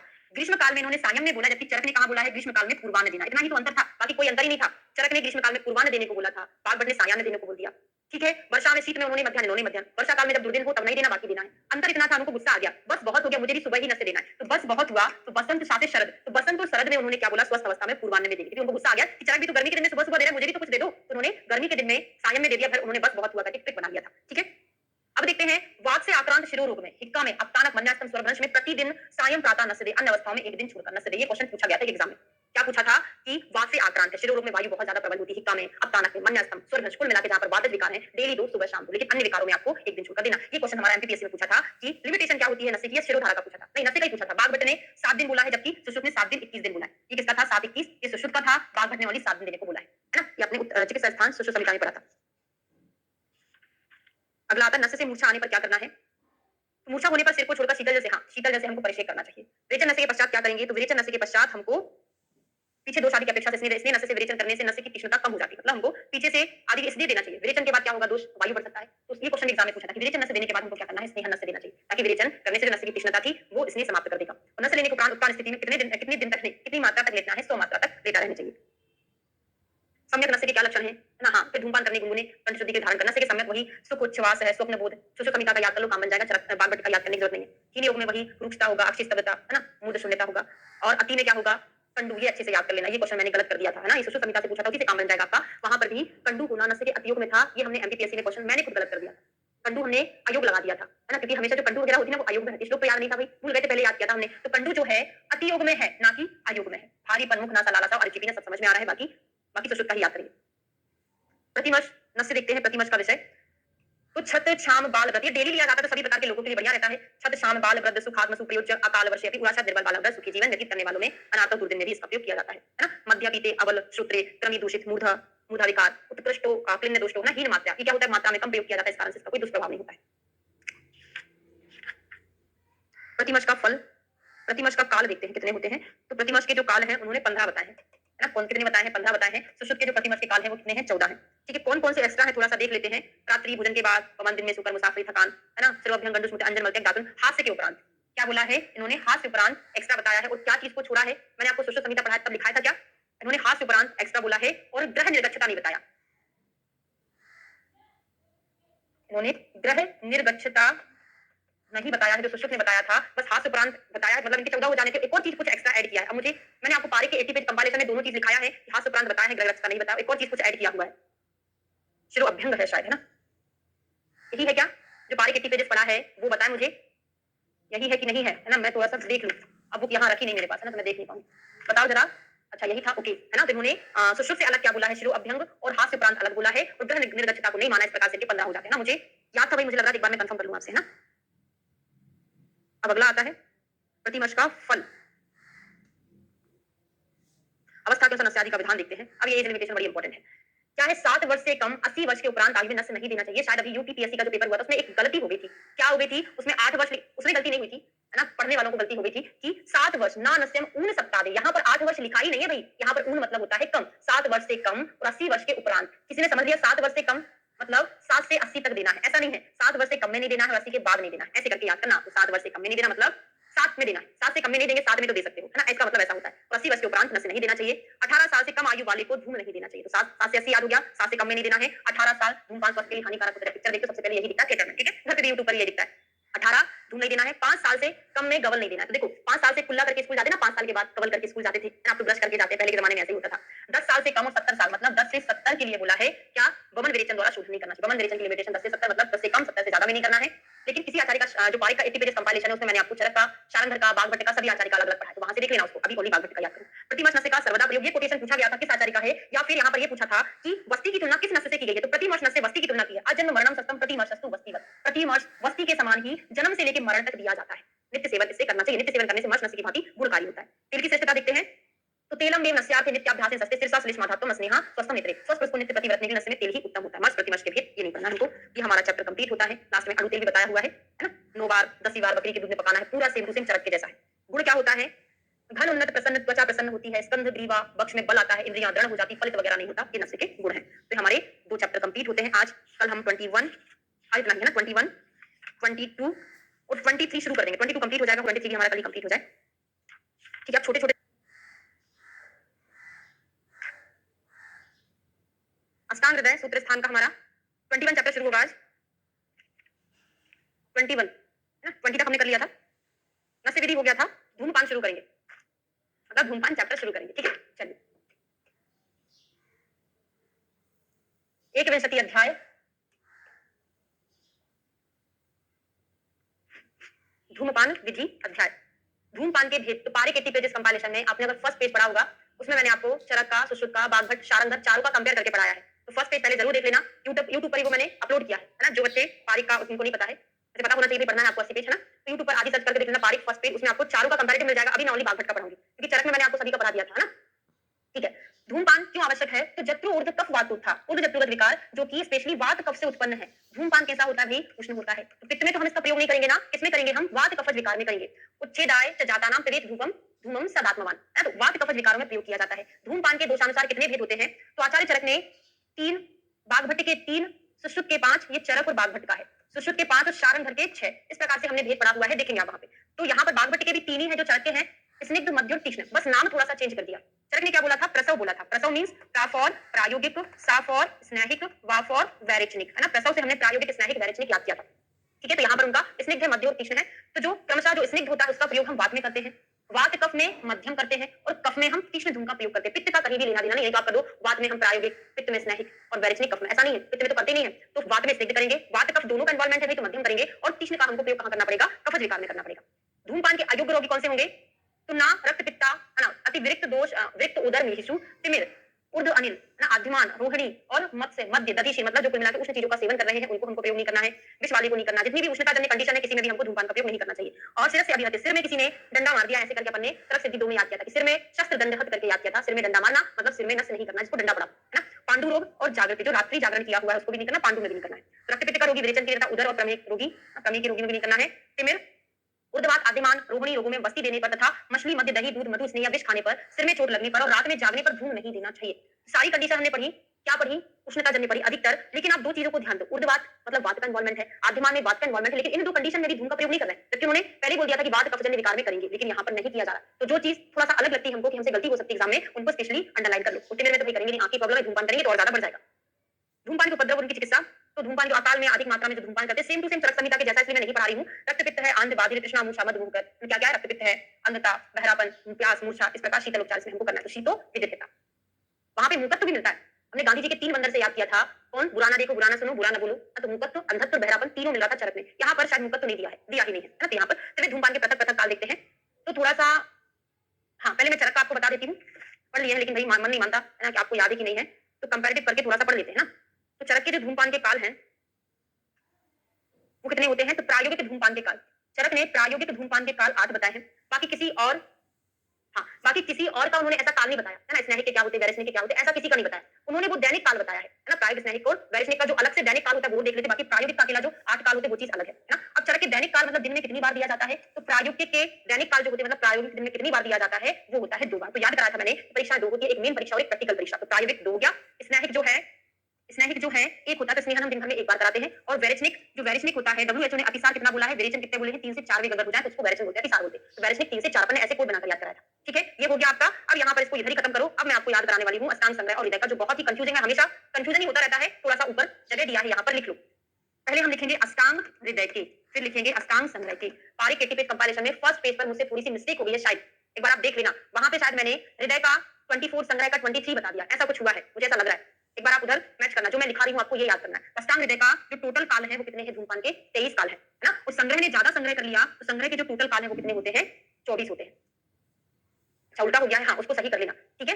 अब प्रायोगिक का देखते हैं, स्नेहिक का और वैरिष्णिक का। आप बोलोगे मैडम आपने प्रायोगिक स्नेहिक वैरिष्णिक क्यों लिखाया, उसको हम अभी कन्वर्ट कर लेंगे, है ना, मध्यम तीक्ष्ण आदि में कन्वर्ट कर लेंगे, इसको हम क्या बोलते हैं, है ना। इतना लिखो, तो प्रायोगिक के जो काल हैं अष्टांग हृदय के 10 हैं, स्नेहिक के जो है 8 हैं और वैरिष्णिक के हैं 5, तो 10, 8 और 5, ठीक है। अब संग्रह का याद करोगे तो संग्रह में यहाँ पे आप 8 लिख लेना, यहाँ 11 लिख लेना और यहाँ पर 5 लिख लेना, ठीक है। कोड बता दूं याद करने का, प्रसव याद कर लिया, प्रायोगिक स्नेहिक वैरिष्णिक, तो घटते हुए क्रम में लिखते जाना, 10 से कम 8, 8 से कम 5, ठीक है, 10, 8 और 5, 10 से 2 कम और यहाँ पे 10 में से आधा कर दो तो 5 बचेगा। फिर नीचे वाला कैसे करोगे संग्रह का, तो पहले हृदय लिखना फिर संग्रह का भी याद होगा। यहाँ पे जो 8 लिखा था इधर लिख दो, यहाँ पे जो 10 लिखा था एक बढ़ाकर लिख दो, तो याद हो गया ना, 8 यहाँ लिखा था तो 8, 11 जो 5 इधर लिखा था वो इधर ही लिखना।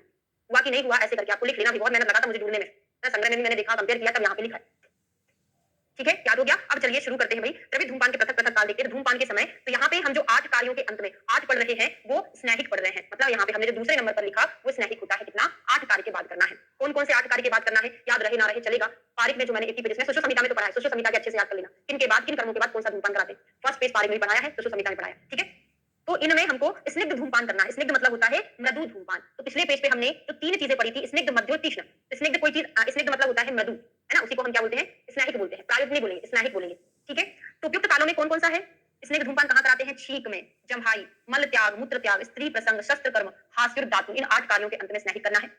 उपयुक्त कालों में तथा रात्रि में, उपयुक्त काल मतलब कितने, 8 प्लस रात्रि में भोजन के उपरांत 1 हो गया, प्लस नस्य के पीछे एक और हो गया, तो 8 और 1 9 1 10, तो 10 काल जो होते हैं इसमें हम मध्यम धूमपान करेंगे। याद करा रही हूं, अभी मैं आपको बस यहाँ पे दिखा दूं, 10 काल में हमको मध्यम धूमपान करना, मध्यम मीन्स होता है प्रायोगिक। आपको याद हो गया, प्रायोगिक को हम मध्यम बोलते हैं, स्नेहिक को हम मृदु बोलते हैं और वैरिष्णिक को हम तीक्ष्ण बोलते हैं। पर्याय याद हो गए कि नहीं होगा, कंफ्यूज नहीं होना, आपको ऐसा न लगे कि प्रायोगिक स्नेहिक वैरिष्णिक, जो स्नेहिक हम बीच में लिखते तो उसको मध्यम बोलेंगे, ऐसा बिल्कुल नहीं है। प्रायोगिक मीन्स मध्यम, स्नेहिक मतलब मृदु, इसी को हम क्या बोलते हैं, स्नेहिक, स्निग्ध बोलते हैं। तो याद कैसे करोगे, बात समझ में आ रहा है, याद कैसे करोगे, किसी की बॉडी में हमको स्नेहन करना है तो मृदु मृदु स्नेहन करना, हल्के हाथों से अभ्यंग कर दो तो मृदु स्नेहन करके याद कर लेना, है ना, और वैरिष्णिक क्या होता है, तीक्ष्ण होता है, ठीक है। 2 चीजें समझ में आ गया है, तो उपयुक्त 10 कालों के बाद हमको मध्यम करना है, मींस प्रायोगिक करना है। फिर निद्रा, नस्य, अंजन, स्नान और वमन, इन 5 कर्मों के पीछे तीक्ष्ण करना, जिसको हम क्या बोलते हैं, वैरिष्णिक। कांसेप्ट बना लो, प्रायोगिक मींस होता है मध्यम, स्नेह से वैसे भी मृदुता आती है, हाँ बिल्कुल याद हो जाएगा, ठीक है, ये हमने पढ़ लिया। अब हम इसको याद करना शुरू करते हैं। हमने अगर ये वाला याद कर लिया तो दोनों चीजें याद होने वाली, कैसे याद होने वाली है, देखो, तीक्ष्ण विरेचन हम कहां कराएंगे, तीक्ष्ण विरेचन धूमपान क्या है, पहला निद्रा, फिर नस्य, अंजन, स्नान और वमन। तो अगर कोई इंसान नींद में है उसको तीक्ष्ण चीजें दे दो, एकदम से नींद खुल जाएगी, तो निद्रा हो गया, तीक्ष्ण चीजें देंगे, फिर नस्य, अंजन, स्नान और वमन। कोई इंसान नहाने के बाद क्या करता है, काजल लगाता है, आंखों में लगाता है ना, नहाने के बाद क्या करेगा, काजल लगा, या फिर निद्रा से शुरू कर दो, नींद से उठा मतलब निद्रा, उसने नहाया, आंखों में अंजन लगाया, नाक में तेल डाला, आंखों नाक 2 याद हो गया और एक याद कर लो, उल्टी कर दिया और मुंह से उल्टी कर दिया, अच्छे से याद हो जाएगा। निद्रा के बाद उठा, नहाया और 3 चीजें याद कर लो, आंख नाक कान की, की आंखों में अंजन किया, नाक से क्या किया, नस्य किया और मुंह से उल्टी कर दिया, आंख नाक और मुंह, अंजन, नस्य और वमन कर दिया। अब हुआ कि नहीं हुआ, बताते जाएगा, ये टॉपिक मैं इसलिए पढ़ा रही हूं क्योंकि बहुत ज्यादा इंपॉर्टेंट है ना, निद्रा, नस्य, अंजन, स्नान और वमन, ठीक है। अब देखिए, अब आप इसका याद कर लो, मध्यम मतलब प्रायोगिक का याद कर लो कि ये जो कर्म है उनके अतिरिक्त मध्यम में 2 चीजें एक्स्ट्रा हैं, क्या क्या है, भोजन के उपरांत और नस्य। तो नस्य तो यहाँ पर भी दिया है, यहाँ पर भी दिया है, तो भोजन के उपरांत और नस्य के बाद हमको प्रायोगिक लेना है, बाकी ये सारे भी यहाँ पर इंक्लूडेड रहेंगे। अगर आपके एग्जाम में ये आ रहा है कि भोजन के उपरांत कौन सा देंगे तो मध्यम देंगे, नस्य के बाद कौन सा देंगे तो नस्य के बाद मध्यम भी दिया जाता है और तीक्ष्ण भी दिया जाता है। अब याद हो गया पूरा, आगे बढ़ चले, इसका भी कोड बना लो, खाना मुंह से खाते, नस्य नाक से, ये 2 याद कर लो, इसमें मध्यम में, ये 2 मध्यम में, निद्रा वाला याद हो गया था, बाकी ये 3 वाला जो याद कर लो, अंजन, नस्य, वमन, अंजन, नस्य, वमन और स्नान वाला हमने याद कर लिया, ठीक है। आगे बढ़ चले, खुश होकर पढ़ा करो पूरा, जितना खुश रहोगे, हाँ नस्य का बोथ आंसर हुआ, जितना खुश रहोगे उतना अच्छे से याद होने वाला है ना। प्रेशर से कभी पढ़ाई नहीं करना और प्रेशर से कभी सिलेक्शन भी नहीं होता, लेकिन प्रेशर किस चीज का होना चाहिए, मुझे पढ़ना है, ऐसा नहीं कि मैं निकलूंगा कि नहीं निकलूंगा, वो चीज आपको अभी नहीं सोचना है ना, केवल पढ़ाई करना है। धूमपान नलिका की लंबाई देखते हैं कितना होता है। धूमपान नलिका, धूमपान करने वाले अंगुली प्रमाण तीक्ष्ण धूम के लिए अष्टक अर्थात 24, स्नेहन के लिए 32, मध्यम के लिए 40। तो प्रायोगिक, अब मुझे फिर से बताना पड़ेगा भाई, प्रायोगिक, स्नेहिक, वैरिष्णिक, ये चरक का है, सुश्रुत का है, बाघभट्ट का है, ठीक है। यहाँ पर कासग्न और वमनी भी लिख दे, हाँ काशग्न और वमनी भी लिख दो। अब आपको 8 का पहाड़ा पढ़ना शुरू करना है, क्या, 8 दूनी 16, 8 दूनी 16, 8 3 24, यहाँ पर भी 24, 8 चौके 32, यहाँ पर भी 32, 8 5 40, यहाँ पर आ जाएगा, 8 6 48, यहाँ पर आ जाएगा, यहाँ पर 32, इधर कितना आएगा, 36 36 आएगा। पहाड़ा पढ़ना शुरू करना, ये भी पारिक फर्स्ट पेज में मैंने पढ़ाया है। तो कासग्न वमनीय किसके हैं, अभी मैं सारंगधर का और नहीं बता रही, सारंगधर ने कितना बोला भाई, यहाँ पे उन्होंने 8 बोला है, इधर तो 16 का 16, वो थोड़ा सा बहुत ज्यादा हो जाएगा, है ना, अभी इतना 8 का पहाड़ा पढ़ा, कासग्न वमनी ओनली सुश्रुत के, सारंगधर की वो अलग बात है, मैं ओनली 3 आचार्य का बता रही हूँ, 16 16 24, 8 चौके 32 सब सेम है। ऊपर वाला बाघभट्ट से शुरू कर देना, 8 5 40, 8 6 48, 48, उसके बाद यहाँ पर 36 करना है, पूरा याद हो गया। अब देखो यहाँ पर फिर चेंज कर देना, मधु मतलब क्या होता है, मध्यम होता है, स्नेहिक मतलब होता है मधु, वैरिष्णिक मतलब होता है तीक्ष्ण। तो मध्यम की कितनी लंबाई बताई उन्होंने, अभी अभी पढ़ रहे थे हम, मध्यम की उन्होंने, मध्यम की 40 बताई थी, फिर उसके बाद जो है स्नेहन की 32 बताई थी और तीक्ष्ण की 24 बताई थी, ठीक है, क्लियर है। जो पढ़े हैं बस वही चल रहा है, कोई अलग से चीज नहीं पढ़ रहे हैं। दिन में धूमपान की संख्या देखते हैं, दिन में कितनी बार धूमपान करना चाहिए, मेडिकेटेड धूमपान की बात कर रहे हैं। अहनी प्रवेश सत्र स्निग्धम द्विमध्यम शोधनम परम 30 चतुर्वार, दिन में 1 बार स्निग्ध, तो स्नेहन दिन में 1 ही बार किया जाता है, ठीक है, ये हमने दैनिक काल पढ़ा था चरक जी का। मध्यम जो होता है 2 बार, मध्यम प्रायोगिक 2 बार पढ़ा था, एक प्रायोगिक परीक्षा, एक प्रैक्टिकल परीक्षा, मतलब लिखित परीक्षा, प्रैक्टिकल परीक्षा उसमें पढ़ा था, और शोधन मतलब तीक्ष्ण धूम्रपान 3 या 4 बार दिया जा रहा है। तो हमने जो चरक का पढ़ा था दैनिक काल, सेम टू सेम चरक का भी वैसे ही है ना, भागवत का चरक का सेम है जो हमने पढ़ा था। आगे बढ़ते हैं, धूमवर्ती का विधान देखते हैं। धूमवर्ती क्या है? तीक्ष्ण धूम के द्रव्य नहीं पढ़ना। धूमवर्ती कितनी होती है? 12 अंगुल की होती है। तो चरक की जो धूमवर्ती है कितनी होती है? विदेह की कितनी है? भागवत की कितनी? चरक की होती है 6 अंगुल। 1 मिनट में देख लूं जरा। हाँ, सॉरी 8 अंगुल। चरक की 8 अंगुल, विदेह 6, तो 6 दूनी 12, वासे भागवत वासे विदेह, तो भागवत विदेह का जस्ट डबल है ना, 6 दूनी 12, और चरक की कितनी होती है? 8 होती है। ठीक है, तो यहाँ पर 12 भागवत का है, तो 12 अंगुल लंबा सरकंडा लेना है, 24 घंटे पानी में भिगा रहना है, फिर धूम औषधि के द्रव्यों को पीसकर इसमें 5 बार, कितनी कवरिंग करना है ये क्वेश्चन बन सकता है। 5 बार 5 तह लेप करना है। लेपन में वर्ती की मोटाई कितनी होनी चाहिए? अंगूठे के बराबर होना चाहिए, और आकार कितना होना चाहिए? आकार में जूं के समान, अर्थात बीच में से मोटी, किनारों पर पतली होना चाहिए। बहुत ज्यादा इंपॉर्टेंट।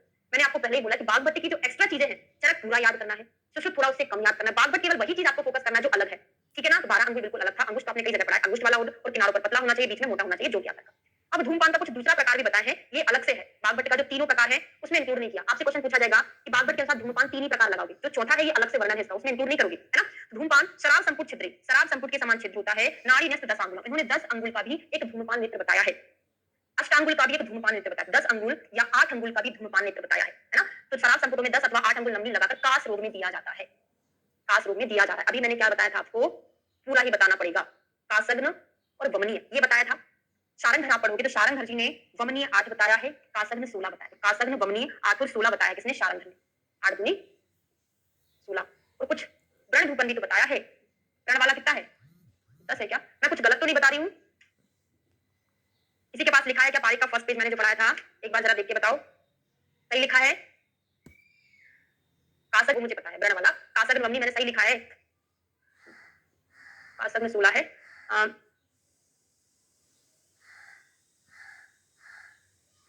अच्छा, कासग्न वमनीय, ओके, वही मुझे थोड़ा कंफ्यूजन हो गया था, है ना। ये 10 है, 8 नहीं है इनका, 10 है। ओके, समझ आ गया मुझे ना। कासग्न वमनी और व्रण, है ना। शारंगधर का जो बच्चे अभी लिख लिए थे 8, वो 8 नहीं लिखना, शारंगधर का 8 नहीं है, है ना। कितना है? व्रण वाला भी 10 है, वमनी भी 10 है, कासग्न हो गया था, है ना। ये 10 है, 8 नहीं है इनका, 10 है। ओके, समझ आ गया मुझे ना। कासग्न वमनी और व्रण, है ना। शारंगधर का जो बच्चे अभी लिख लिए थे 8, वो 8 नहीं लिखना, शारंगधर का 8 नहीं है, है ना। कितना है? व्रण वाला भी 10 है, वमनी भी 10 है, कासग्न है 16, है ना। वो 8 कोई अलग चीज है ना, वो नहीं है यहाँ पे, ठीक है। अब यहाँ पे हमने 10 16 देखा था, कासग्न कासग्न 16 देखा था, वमनी 10 देखा था शारंगधर का। वैसे ही थोड़ा सा चेंज करके बागवट भी कासग्न का बता दिया है, कितना? 10 और 8 बता दिए। 10 अंगुल 8 अंगुल जो होता है ये कासग्न होता है, बागवट का स्पेशल क्वेश्चन बनेगा, क्योंकि ये बागवट का एकदम डिफरेंट है। 10/8 करके याद करोगे, ठीक है। अगला चैप्टर शुरू करते हैं, द्वाविंशति अध्याय, कंडूष विधि अध्याय। धूमपान के फल क्या है? कास, श्वास, पीनस, विस्वरत्वम, पूति, गंध, पांडुता के दोषा, कर्ण, अक्षी, मतलब कुल मिलाकर जो उत्तरगत विकार है उसमें उसका प्रयोग किया जाता है। द्वाविंशति अध्याय, गंडूष विधि अध्याय। गंडूष के भेद कितने होते हैं? चाहे गंडूष हो चाहे कवल हो, दोनों का ये सेम 4 भेद होते हैं। कवल गंडूष एकदम सेम होता है, बस अंतर इतना होता है, स्निग्ध, समन, शोधन, रूपण। याद कैसे करोगे? स्निग्ध तो याद हो गया, समन शोधन हम साथ में पढ़ते हैं, तो स्निग्ध है। चैप्टर्स के नाम बिल्कुल याद नहीं करना है, बिल्कुल भी नहीं। स्निग्ध, शमन, शोधन और रोपण, अष्टांग हृदय के याद नहीं करना, जो याद करना मैं बताते चल रही हूँ, है ना। कभी कभी ये पूछ लिया जाएगा भाई गंडूष विधि कौन से अध्याय में? शस्त्र कर्म का पूछा जाता है, अग्नि कर्म कौन सा चैप्टर है ना, थोड़ा सा थोड़ा दिमाग में रखना, पूरे याद नहीं करना। तो स्निग्ध, शमन, शोधन, रोपण, स्निग्ध अलग से याद कर लो, रोपण और शमन शोधन तो हम करते हैं। सुश्रुत ने शमन की जगह बस प्रसादन बोला है, बाकी सब कुछ सेम है। सुश्रुत का पूरा सेम है, बागभट्ट का शमन की जगह प्रसादन नहीं, नहीं क्या है? स्निग्ध, शमन, शोधन, स्निग्ध की जगह प्रसादन है कि शमन की जगह प्रसादन है? एक मिनट ना, मैं चेक कर लूं जरा।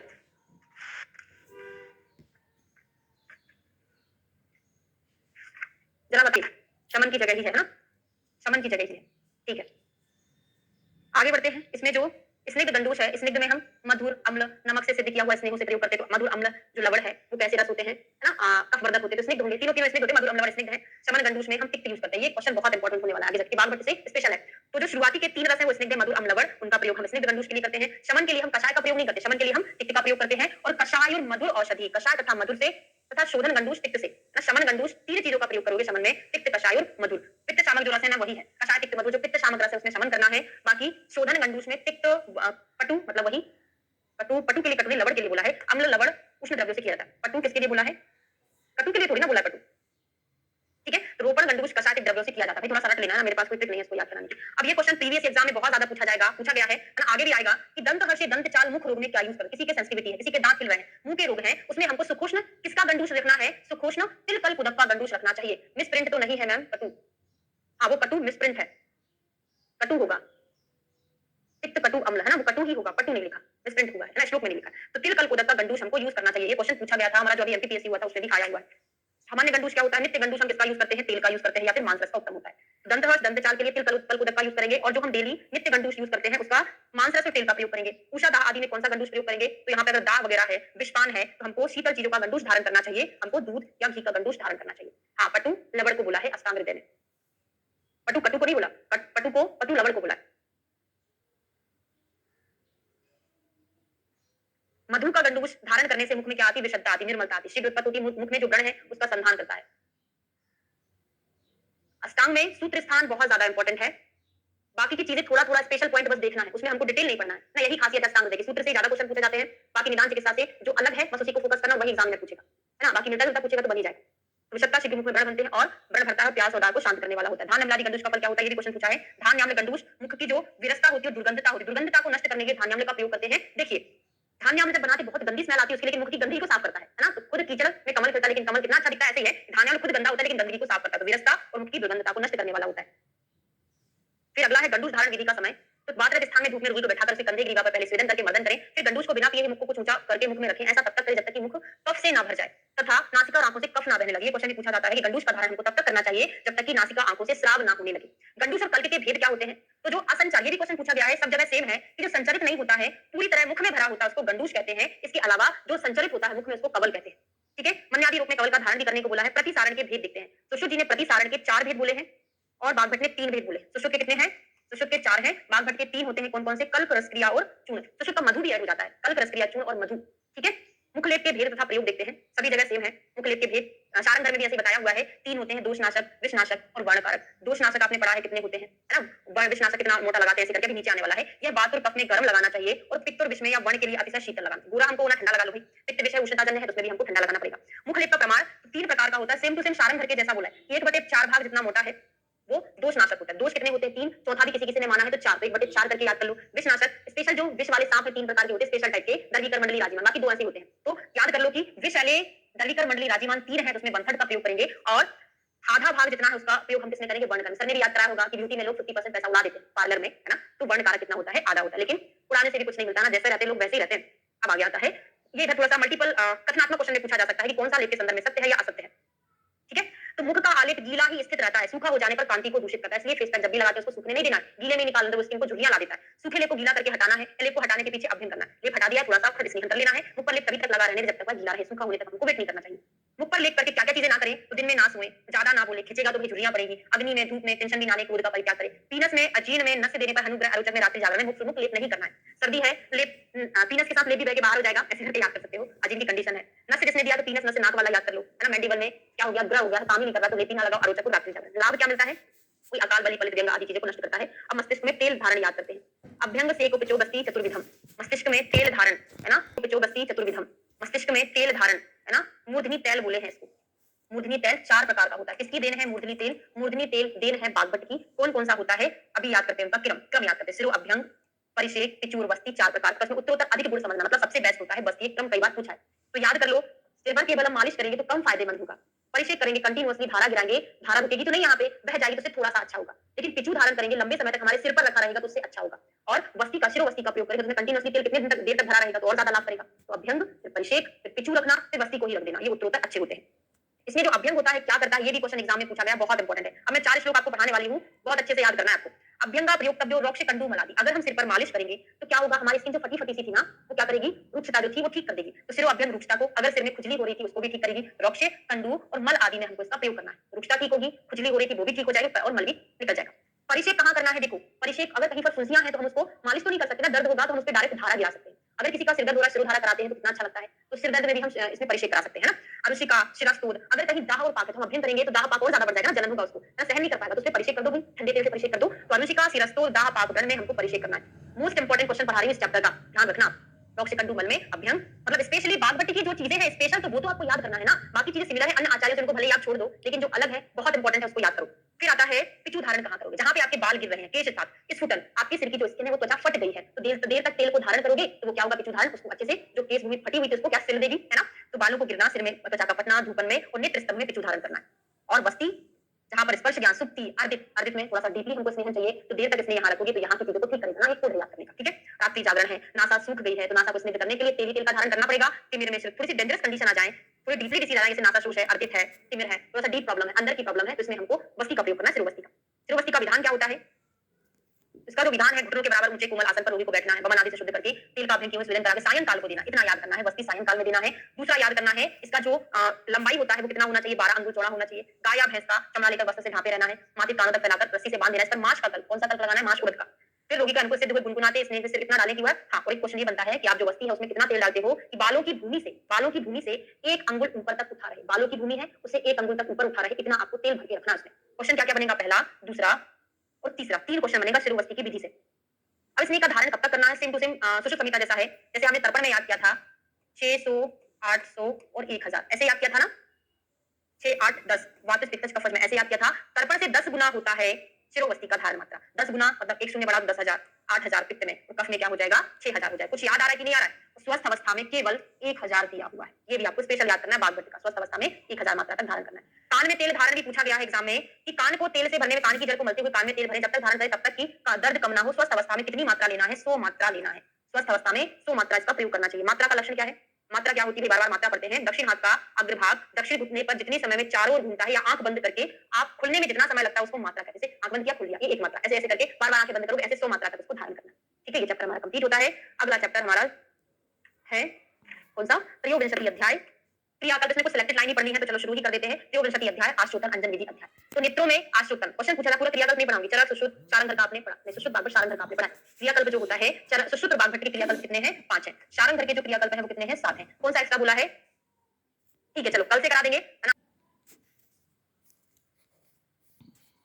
अष्टांग हृदय का सूत्र स्थान का 23 चैप्टर शुरू करेंगे आज। Good evening. 23 नंबर का चैप्टर शुरू करेंगे, आश्रोतन अंजन विधि अध्याय। तो क्रियाकल्प हमारा चल रहा था, कल शुरू कर दिया था हमने थोड़ा बहुत।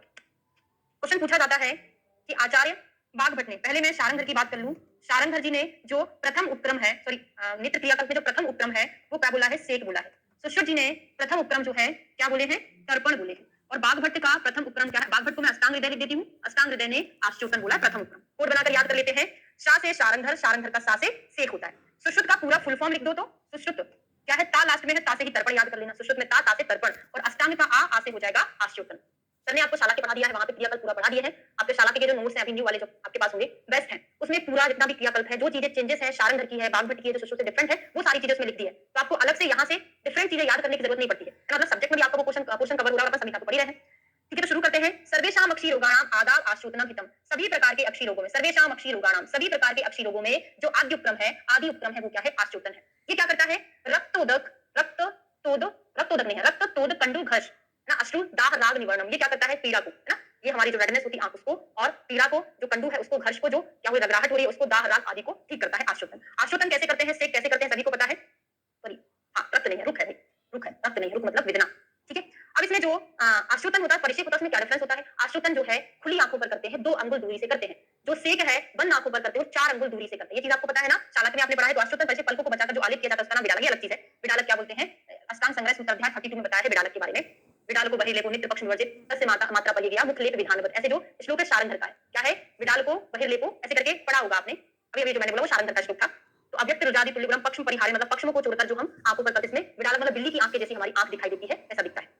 उष्ण बातें कफे कोशम तक शीतम रक्त पित्त हो, हमको जो आश्रोतन करना है वात विकार में गरम गरम करना है, कफ में थोड़ा गरम, उष्ण मतलब होता है थोड़ा गरम, उष्ण मतलब होता है गरम गरम, उष्ण थोड़ा गरम, पित्त रक्त में हमको शीतल करना, रक्त पित्त आदि में शीतल से करना चाहिए। आश्रोतन की विधि क्या होती है, हाँ तो वायु रहित स्थान में बैठकर अपने बाएं हाथ से रोगी की आंखों को लेफ्ट हैंड से इसको खोलना है, दूसरे दक्षिण हाथ से रखी सिप्पी में रखी हुई तथा लटकती हुई रुई की बत्ती से कनीनिका पर, कहां पर करना है, ये चीजें बहुत इंपॉर्टेंट है, कहां पे, कनीनिका से करना। हमारी 2 संधियां होती है, एक अपांग संधि जो अपांग के पास होती है अपांग, और यहाँ पर जो होती है कनीनिका, 2 संधि होती है, हमको आश्रोतन यहाँ से करना है। कनीनिका पर 10 या 12 बिंदुओं को 2 अंगुली की दूरी से डालना है, 10-12 बिंदु डालना है, 10-12 बिंदु, 10-12 बिंदु डालना है, 2 अंगुल की दूरी से डालना है। फिर कोमल वस्त्र के टुकड़े से पहुंच दे, कफ वायु के सुहाते गरम गरम पानी से मृदु स्वेदन देवे। अब यहाँ पर देखिए, हाँ इनर कंठस मींस कनीनिका, 7 से 8, ये क्या था, 7 से 8, 10, 12 बिंदु आपने जो पढ़ा था आश्रोतन की मात्रा, ये प्रवर मध्यम अवर मात्रा थी कि लेखन रोपण प्रसादन, ऐसी कोई मात्रा थी, जरा मैं थोड़ा भूल गई हूं ना, मैंने आपको शाला के नहीं पढ़ाती ना, तो मुझे ये वाला क्वेश्चन थोड़ा मैं भूल जाती हूँ। यहाँ पर 7 से 8, 10, 12 जो बिंदु था, यहाँ पर क्या चीज थी, जरा मुझे कोई बताएगा। सुश्रुत संहिता में आपने पढ़ा होगा, इन्होंने तो क्या बोला है, 10 या 12 बिंदु डालना है, बाकी जो मात्रा थी वो किसके अकॉर्डिंग डिवीजन थी, थोड़ा सा मुझे बता दो।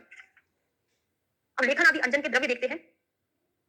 अंजन के भी, अंजन लेखन रोपण प्रसादन 3 प्रकार का होता है। हाँ, ये जो मात्रा है वही थी, लेखन प्रसादन रोपण, हाँ यही मात्रा थी, लेखन रोपण प्रसादन, लब पे रो, लेखन प्रसादन रोपण, ये प्रा बीच में था, रोपण लास्ट में था, ऐसा था। 10 लेखन, 8 सही बोल रहे कि नहीं बोल रहे हो, 5 से 8, 10, 12, वो गलत तो नहीं बोल रहे भाई? हमेशा लेखन ऊपर पढ़ते हैं सबसे पहले, मुझे ऐसा याद है। जरा मुझे निकाल के तो बताओ, चालाकी के नोट्स देखो और मुझे अभी-अभी बताओ ना क्या लिखा हुआ है उसमें सुश्रुत का? नोट्स में क्या लिखा है? लेखन सबसे पहले आता है, 7 से 8 लेखन में होना चाहिए। हाँ, यही है। दिव्या ने सही बताया, लेखन 7 से 8। लेखन स्नेहन लब से रहो, अपन ने ऐसे याद किया था। स्नेहन को प्रसादन भी कहीं-कहीं बोल देते हैं, है ना? 10 हो गया, रोपण कितना है 12, ये सही बताया।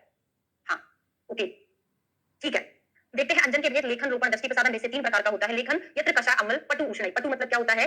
कषाय, अम्ल, पटु मतलब होता है लवण और उष्ण द्रव्य का प्रयोग करेंगे। रोपण मतलब क्या कर रहे हैं यहाँ पे? सॉरी, लेखन में क्या करते हैं? हमको स्क्रैपिंग करना है। स्क्रैपिंग किन चीजों से करेंगे? कषाय, अम्ल, लवण, उष्ण द्रव्यों से। तथा रोपण जो है, रोपण करने के लिए हमको तिक्त द्रव्यों से करना चाहिए। ये क्वेश्चन किसी एग्जाम में बागवट से पूछा था, तो मैंने खुद गलत कर दिया था। आपको गलत नहीं करना है, एक बार अच्छे से और याद करा दूं। लेखन मतलब हमको स्क्रैपिंग करना है ना? स्क्रैपिंग में कषाय रस जो है स्क्रैपिंग करने का काम करता है, कसैली चीजें, खट्टी चीजें हैं। नमक भी स्क्रैपिंग करता है, लेखन का काम करता है ना? और उष्ण द्रव्य लेखन का काम करता है। तो हम क्या पढ़ते हैं? मधुर, अम्ल, लवण, कटु, तिक्त, कषाय, ऐसे रस पढ़ते हैं ना? तो मधुर को छोड़ दो, अम्ल लवण को ले लो। यहाँ से अम्ल लवण ले लिया हमने, कौन सा? हमने लवण ले लिया, और लास्ट का जो है नीचे वाला रस ले लो, कषाय। ये याद करने का भी ऐसे सिद्धांत है, याद नहीं होते रस। ऊपर का छोड़ो मधुर, नीचे बीच के दो ले लो अम्ल लवण, ऊपर का हमने जो छोड़ा था तो नीचे वाले को इंक्लूड कर लो, कषाय को। अम्ल लवण कषाय हम लेखन के लिए लेते हैं, और रोपण के लिए हम जो लेते हैं तिक्त, ये वाला चीज पूछा था आचार्य बागवट। अभी लेटेस्ट कोई एग्जाम हुआ था, उसमें पूछा था, मैंने गलत किया था। मैंने जो एग्जाम दिया था मुझे इतना याद नहीं आ रहा, तो मैंने क्या लगा दिया था? रोपण में हम कषाय द्रव्यों का प्रयोग करते हैं। इन्होंने नहीं बोला किसी और का है, शायद उनका सुश्रुत का होगा, देख लेना उत्तर तंत्र खोल के, है ना? रोपण में इन्होंने तिक्त द्रव्यों का प्रयोग करना चाहिए। क्वेश्चन बहुत गलत होता है, ये मेरा गलत हो गया था, आपको सही करना है। हमको लगा कि रोपण में हमेशा कषाय का प्रयोग करते हैं। मैंने श्लोक में उष्ण लिखा है तो कटु के लिए आएगा, पटु उष्णे। उष्ण पटु लिखा है, उष्ण पटु के लिए तो बोला है, लेकिन यहाँ पे उष्ण द्रव्य लिखा हुआ है हिंदी में। अग्नि टीका मेरे पास है नहीं, है ना? अब पता नहीं क्या उन्होंने, उष्ण तो लिखा हुआ है, तो उष्ण इन्होंने लवण के लिए भी तो बोला है, सॉरी कटु के लिए तो बोला है।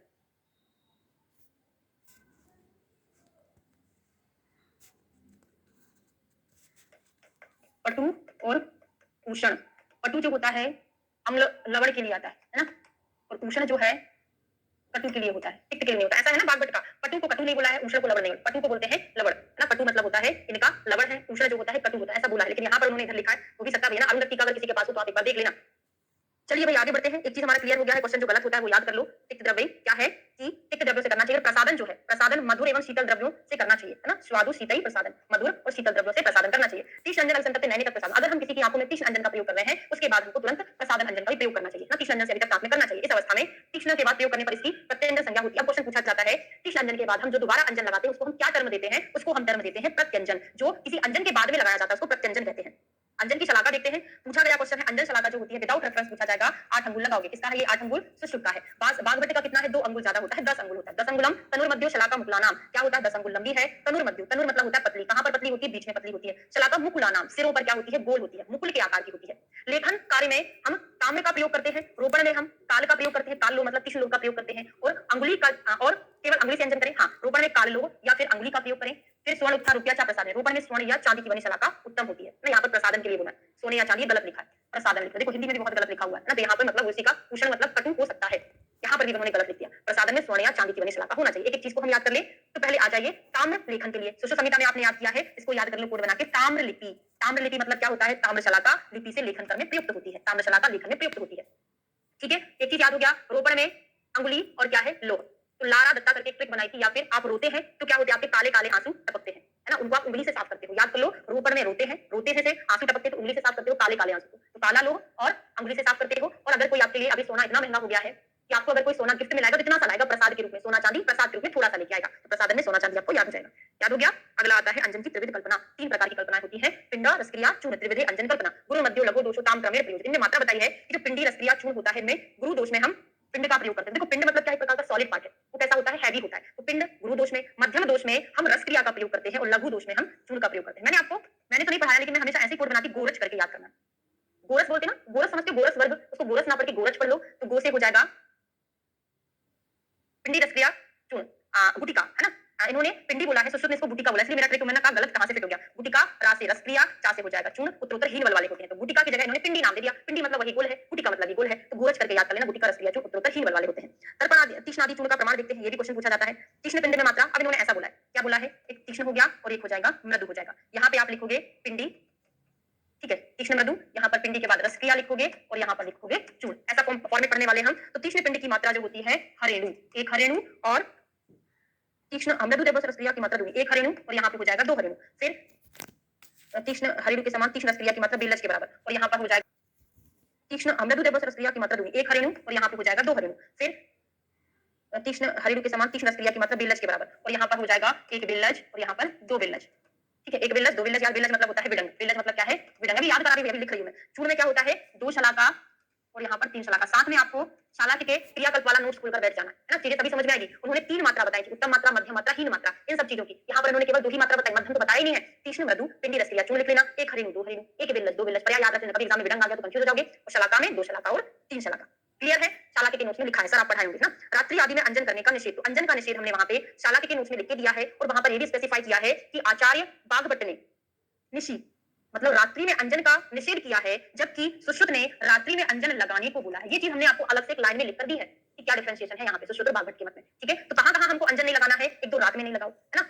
सोने के समय हम सो रहे हैं, काजल लगा के किसको दिखाएंगे? सपने में दिखाएंगे किसी को? रात्रि में नहीं लगाना। एक तो रात्रि में ना लगाओ, सोने के समय, सोने का समय वही तो होता है रात्रि का समय, इसमें नहीं लगाना। मध्याह्न में दोपहर के समय नहीं लगाना, इसका मतलब सुबह सुबह लगा के जहां भी जाना घूम के आ जाओ, दोपहर में लगा के नहीं जाना। मध्याह्न में तथा म्लाने ना उष्णम अभितप्ता, धूप में मुरझाई हुई आंखों में अंजन नहीं लगाना, क्योंकि इन अवस्थाओं में क्या होता है? अंजन करने से दोष बढ़कर उत्पीड़ित होकर द्रव होकर आंख के रोग उत्पन्न करते हैं। अक्षी रोगाय दोषा स्यु वर्तिता पीड़िता दुता प्रातः सायं शांते व्याभ्रे अर्को अंजनेत सदा। और कब करना है हमको? सुबह शाम लगा लो, प्रातः सायं लगा लो। निशी मतलब होता है रात्रि, रात्रि में अंजन नहीं लगाना है। ठीक है, फिर क्या बोले हैं? प्रातः सायं, और आकाश में बादल ना रहे, व्यभ्रे मतलब होता है आकाश में बादल ना रहे, सूर्य होने और सूर्य रहे तब आपको अंजन लगाना चाहिए। ठीक है, और अन्य आचार्यों का मत है उक्त विषय में जो जो उपमा दी है, कुछ नहीं पढ़ने का है। अब आ जाइए 25 नंबर का श्लोक है, प्रयोग के अयोग्य अंजन।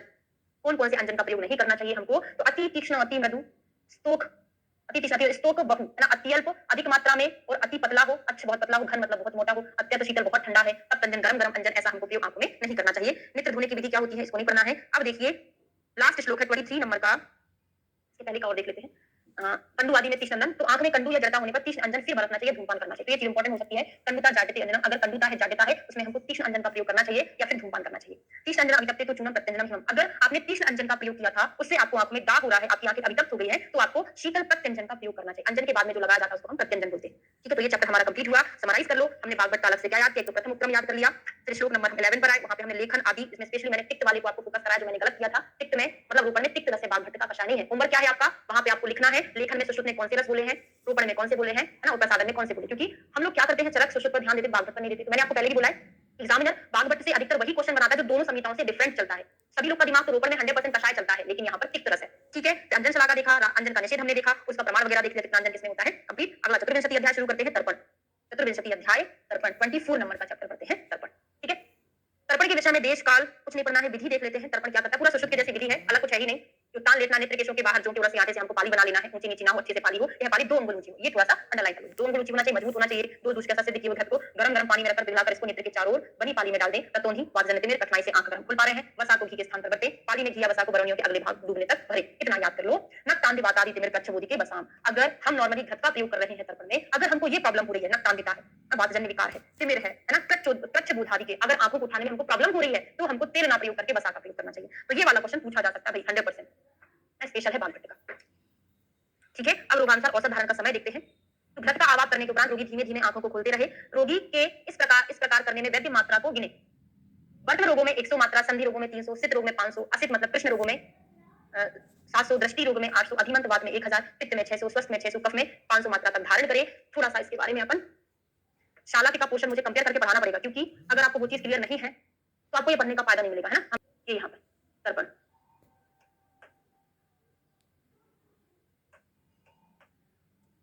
ओके, अब देखिए सुश्रुत का हमने तर्पण देखा, सर ने आपको ट्रिक बनाया होगा, एक ट्रिक थी वसा शुक्र दृष्टि में, मतलब 3 चीजें बनाना है हमको। ट्रिक कहां तक ले जाना? 1 2 3 4 5 चीजों में ले जाना है। 5 तक हमको एक्सटेंड करना है। ट्रिक की भी याद करने की ट्रिक होती है। तो देखिए वसा मतलब वर्त, सा वा मतलब वर्त, सा मतलब संधि, सु मतलब शुक्ल, सा मतलब कृष्ण, दृष्टि मतलब दृष्टि। 5 चीजें हो गई हमारी, 1 2 3 4 5। मैं मतलब कुछ भी नहीं है, वो हमने ऐसे कोड बनाई। मतलब शुक्र ऐसा था कि जो दृष्टि में जाके बस गया, तो बसा शुक्र दृष्टि में। तो वर्त में कितना होगा? 100 से शुरू कर दो। ये नंबर कैसे चल रहा है? ऑड नंबर, विषम संख्या चल रही है। 100 के बाद 300 मतलब 100 का अंतर है। 100 के बाद 200 आना चाहिए था, नहीं आया, 300 आया। 300 के बाद 400 नहीं आया, 500, 500 के बाद 600 नहीं आया, 700। तो 100 300 500 700, 700 के बाद जस्ट 800 और 1000 आ गया, 800,000 आ गया, 800 1000 दोनों मात्राएं सुश्रुत ने दृष्टि में बताया। ये चीज क्लियर था।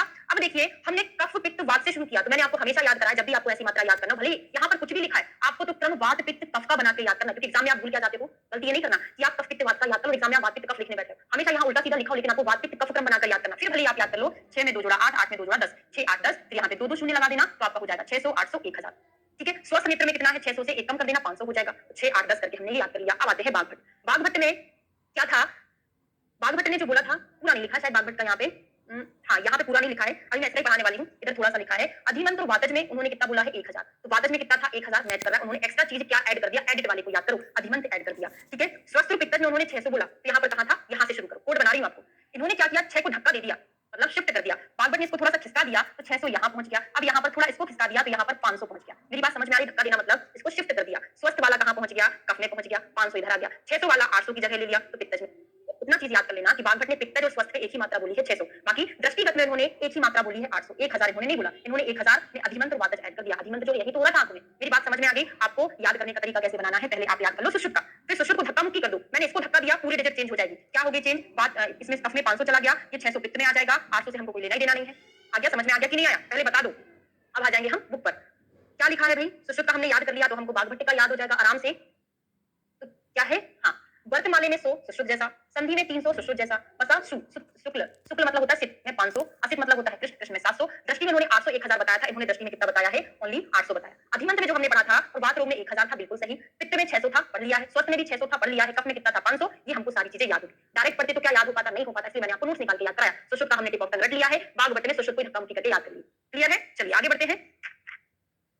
वातादि में स्नेह आदि पुष्पाक देखते हैं, श्लोक नंबर 13। यहां से हमको याद नहीं करना है। पुष्पाक 3 प्रकार का होता है, स्नेहन, लेखन और प्रसादन। इसमें स्नेहन पुष्पाक जो है वात रोग में सुश्रुत जैसा है, लेखन पुष्पाक है वो हम कफ मिश्रित वायु में, और प्रसादन जो होता है वात पित्त रक्त स्वस्थ कोश में करते हैं। ऐसा हमने पढ़ा। थोड़ा सा सुश्रुत का देखते चलते हैं। पुटपाक, तर्पण हो गया। पुटपाक क्या पढ़ा था, लेखन अति स्निग्ध में मतलब ये कफ में देते हैं, स्नेहन अति रुक्ष में मतलब ये वायु में देते हैं, और रोपण पुटपाक हम वात पित्त और रक्तजन्य विकारों में देते हैं। ये आपने पढ़ा, अति स्निग्ध मतलब वही है, कफ वात और यहाँ पे। अब यहाँ पे थोड़ा सा इन्होंने कॉम्बिनेशन बना दिया। क्या कॉम्बिनेशन बना दिया कि देखो, जो वात रोग है उसमें स्नेहन दे रहे, चलो कि ठीक है। लेखन को उन्होंने 2 चीजें बता दिया, श्लेष्म सहित लेखनो मतलब कफ मिश्रित वायु में उन्होंने बता दिया लेखन। प्रसादन के लिए तो वही कंडीशन बोली है, कफ को छोड़ के बाकी सारी चीजें इंक्लूड कर दी है, वात पित्त और रक्त स्वस्थ अवस्था सब कुछ इंक्लूड कर दिया है प्रसादन में। स्नेह पुटपाक की कल्पना देखते हैं, क्या क्या कंटेंट इसमें होते हैं। तो यहाँ पर उन द्रव्यों का प्रयोग किया जाता है जो क्या करते हैं, स्नेहन करते हैं, मतलब अधिकतर मांस रस का प्रयोग किया जाएगा। तो विलेश है, मेंढक, गोह, प्रस है, आनु, इनके मेद, मज्जा, वसा, सारी चीजें स्निग्ध हम पढ़ रहे हैं। मांस में तथा जीवनीय कर की औषधियों को दुग्ध के साथ पीसकर स्नेहन पुटपाक बनाएं, इनको दुग्ध के साथ पीसना है। सारी स्निग्ध चीजें हैं। लेखन में हमको स्क्रैपिंग करने वाली चीजें यूज करना पड़ेगा, जैसे जांगल मृत पक्षियों के यकृत और मांस से। ये कोटेशन अच्छे से याद करना, क्योंकि यहाँ पर उन्होंने ऐसा यकृत वर्ड यूज नहीं किया। उन्होंने स्नेहन में, आपको लग जाए कि मैडम ने बोला कि मांस का प्रयोग करते हैं, तो यहाँ पर मांस नहीं, यहाँ पर मेद, वसा, मज्जा और कुछ मांस का प्रयोग कर रहे हैं। अभी आ रहे 5 मिनट, ठीक।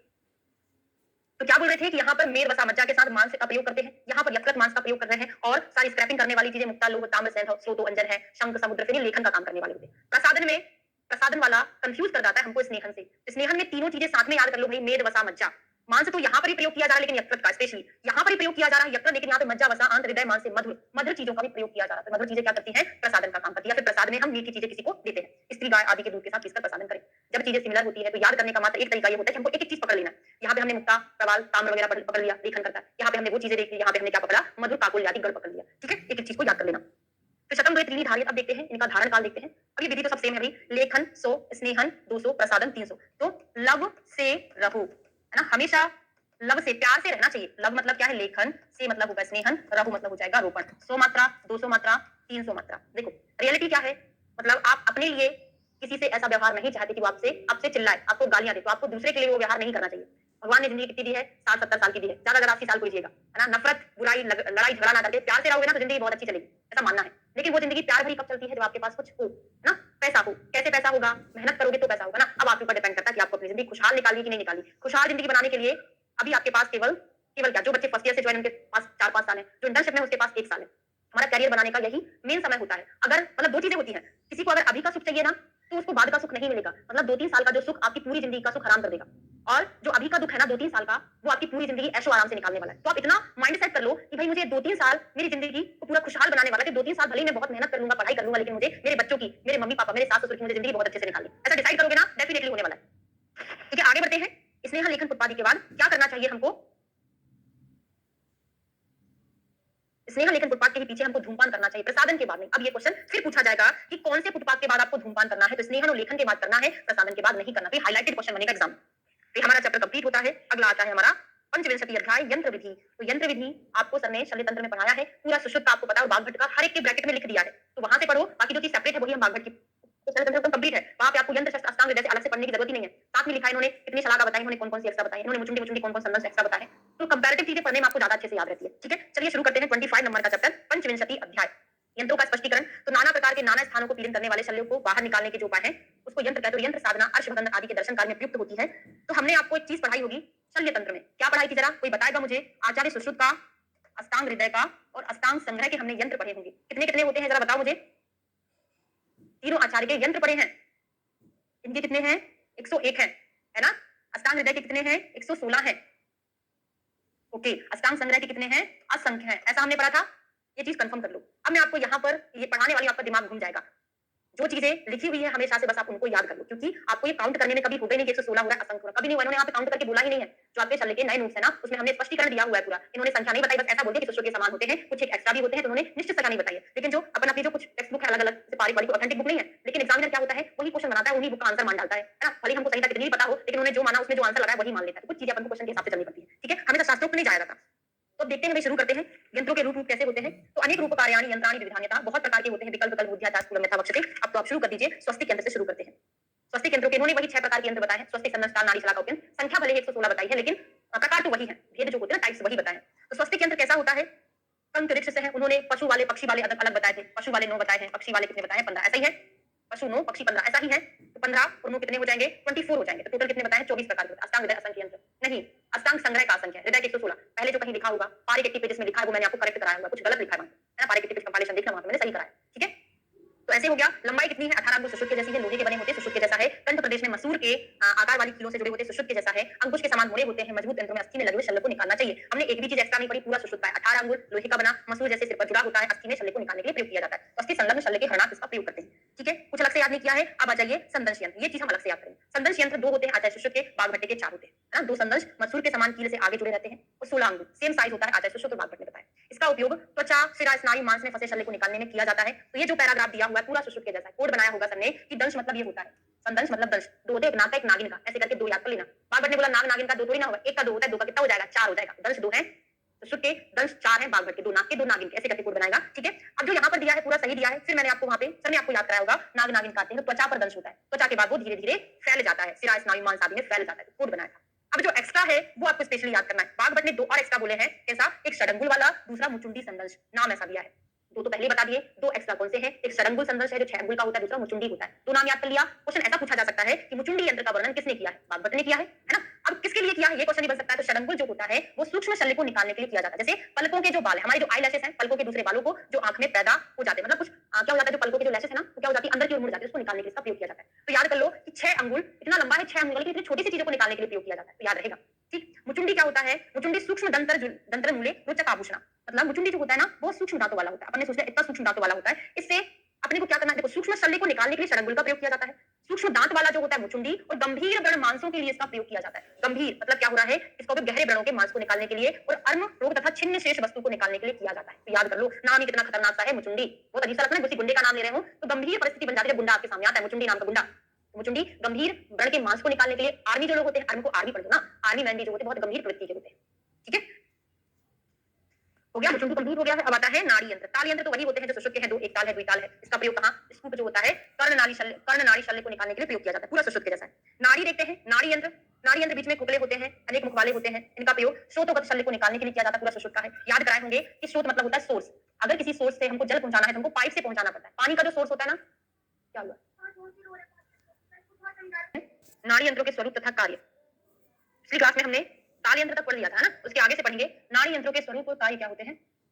तो नाड़ी यंत्र सुशिर एक मुखानी क्या है? एक अथवा अनेक मुख वाला होता है नाड़ी यंत्र। श्रोतोगता नाम शल्यानाम, और श्रोतोगत शल्य के लिए, श्रोतोगत शल्य को देखने के लिए इसका प्रयोग किया जाता है। क्रियाणाम सुकृतम कुर्यात आचूषण, इसका प्रयोग आचूषण के लिए किया जाता है। तद विस्तार परिहार दैदम, हाँ, और ये जो पूरा सुश्रुत के जैसा ही है। वहां पे हमने पढ़ा था, मैंने आपको ये भी याद कराया था कि पानी का जो सोर्स होता है उसको हम क्या बोलते हैं? स्रोत। इस पानी को अगर हमको दूसरी जगह पहुंचाना है तो पाइप के द्वारा पहुंचाते हैं, इसको हम नाड़ी बोलते हैं। तो श्रोतोगत शल्य का प्रयोग, शल्य को देखने के लिए नाड़ी यंत्र का प्रयोग किया जाता है, नाड़ी यंत्रों का, सॉरी। तो नाड़ी यंत्र बीच में खोखले हैं, एक अथवा अनेक मुख वाले हैं। इनका उपयोग श्रोतों में से शल्य और रोगों को देखने में, क्रियाओं की सरलता के लिए और आचूषण के लिए होता है। इनका विस्तार परिणाम लंबाई श्रोतों के अनुसार होता है। तो इसका प्रमाण जो है आवश्यकता के अनुसार होता है, हमने सुश्रुत संहिता में पढ़ा था। कुछ नाड़ी यंत्रों के स्वरूप और कार्य देखते हैं। कंठ के अंदर शल्य को देखने के लिए कंठ शल्यावलोकनी नाड़ी होती है। कंठ शल्यावलोकनी नाड़ी का प्रमाण पूछा जाता है, कितना है? 10 अंगुल का होता है। तो ऐसे करके 10 बनाओगे तो यहाँ पे लग रहा ना कि ऐसा बना हुआ है या फिर ऐसा बना हुआ है, कंठ के जैसा बना है, तो 10 अंगुल कंठ शल्यावलोकनी नाड़ी होती है। फिर चतुष्कर्ण वारंग, 4 फलकों वाली तलवार या चाकू की मूठ को पकड़ने के लिए मुख में 5 छिद्रों वाली नाड़ी तथा द्विकर्ण वारंग को पकड़ने वाली 3 मुख छिद्र वाली नाड़ी। वारंग के कण की आकृति लंबाई चौड़ाई के अनुसार लंबी और चौड़ी होती है। कोई इंपॉर्टेंट नहीं है, इसको छोड़ दो। काम करनी है हमारे। शल्य देखने के लिए अन्य नाड़ी देखते हैं तो नाड़ी निर्घात से दृष्टम शल्यानि कार्य। इसी प्रकार दूसरी भी नाड़ियां शल्य को देखने के लिए बनाए गए हैं। शल्य निर्घात नाड़ी को देखते हैं तो शल्य निर्घात नाड़ी की लंबाई पूछी जाती है कितनी होती है तो 12 अंगुल। कंठ शल्यावलोकनी की कितनी है 10 है। शल्य निर्घातनी की कितनी है 12 है। तो याद कर लो कंठ में जो शून्य बढ़ाया था वो हो गया। उसके शल्य को निकालेंगे तो शल्य निर्घातनी याद कर लेना, उससे 2 अंगुल और बढ़ा देना तो 12 अंगुल याद हो जाएगा। अर्शो यंत्र आता है सुश्रुत के जैसा, ये थोड़ा सा अंतर है वो मैं बता दूंगी क्या अंतर होता है। गौस्तनाकार वहां पर ही पड़ा था। चतुर अंगुल ना है पंचांगुलम पुंसाम प्रमदानम षडंगुल द्विछिद्रम दर्शने व्याधि एक छिद्रम तु कर्मणि मध्य अस्य त्रिंगुलम छिद्रम अंगुल सुदर्शितम अर्ध अंगुल उच्चतान वृत्त कनिका च उच्चता। थोड़ा सा अंतर है सुश्रुत संहिता से। तो देखते हैं गाय के स्तन के आकार का 4 अंगुल लंबा, मोटाई में 5 अंगुल पुरुष के लिए और स्त्रियों के लिए 6 अंगुल होता है।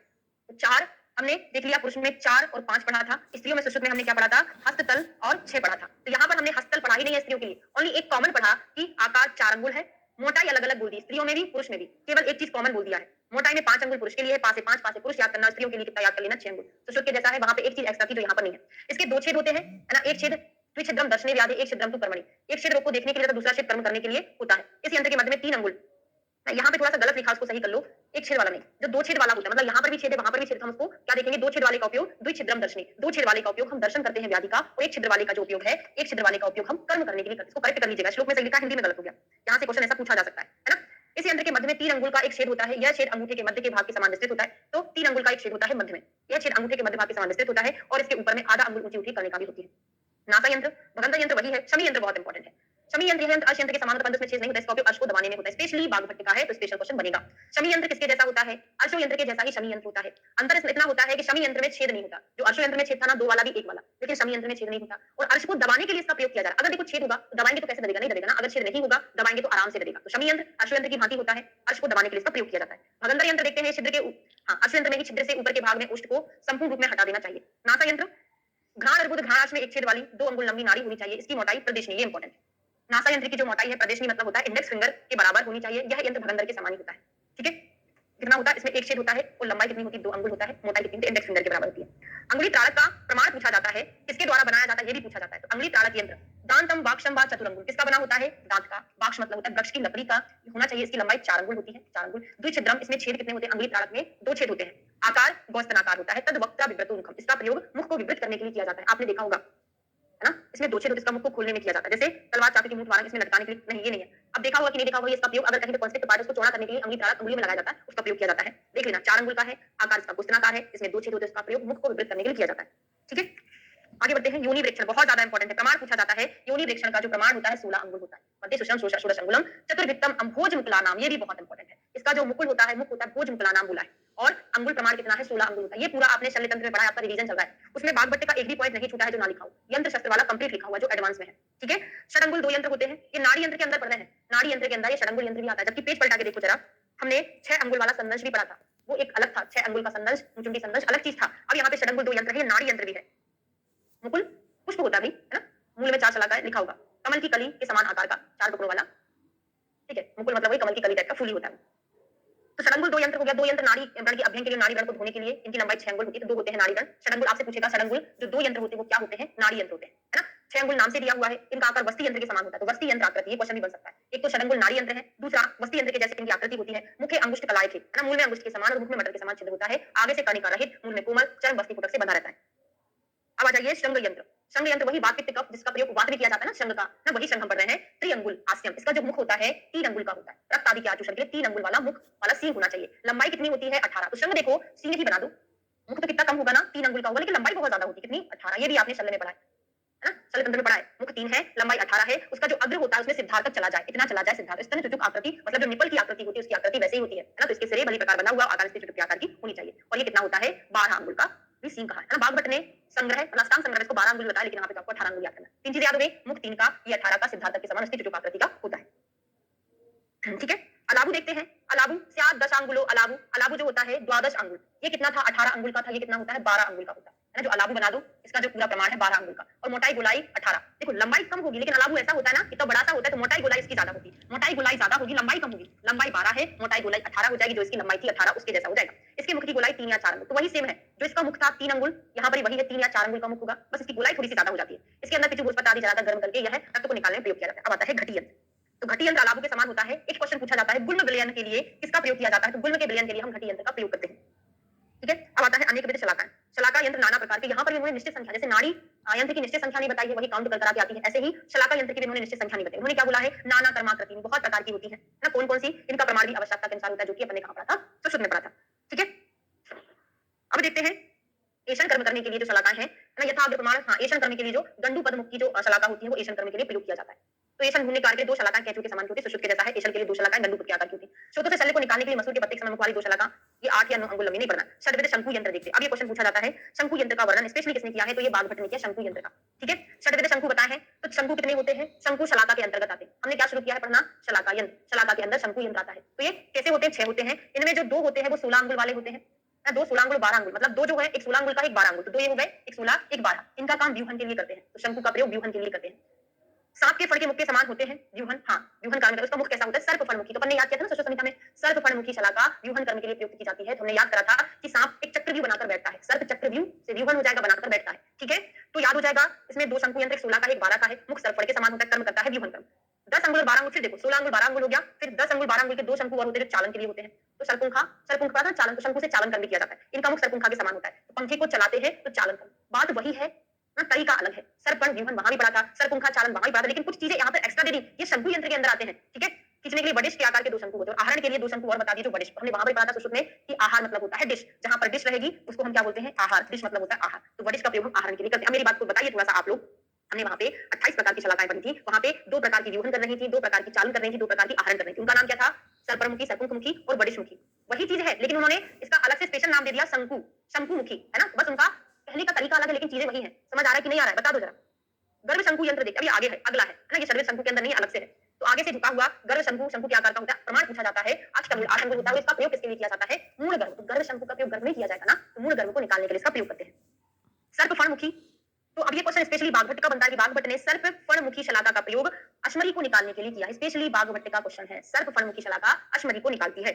ठीक है, सर्पमुखी यंत्र देखते हैं। तो फिर से देखो, अभी हमने चतुर्विध शलाका, षड्विध शलाका के शंकु, षड्विध शंकु के अंदर हमने सर्पमुखी पढ़ा था। अब अलग से भी सर्पमुखी यंत्र का वर्णन किया हुआ है। सर्पमुखी दंत पातनम चतुरंगुलम, दंत को पातन के लिए प्रयोग किया जाता है। समान एक शंकु यंत्र दांतों को गिराने के लिए, निकालने के लिए इसकी लंबाई कितनी होती है, 4 अंगुल होती है। फिर षड्विध शलाकाएं आ जाती हैं, 6 प्रकार की शलाकाएं कौन कौन सी होती हैं देखते हैं, एक मिनट। हाँ, तो षड्विध शलाका में सिर पर लिपटी हुई 6 शलाकाएं प्रमार्जन के लिए आती हैं। इनमें से पायु बुधा के प्रमार्जन के लिए 2 होती हैं। इनमें एक शलाका समीप के लिए 10 अंगुल और दूर के लिए 12 अंगुल। अब इतना डिटेल आपको याद नहीं करना।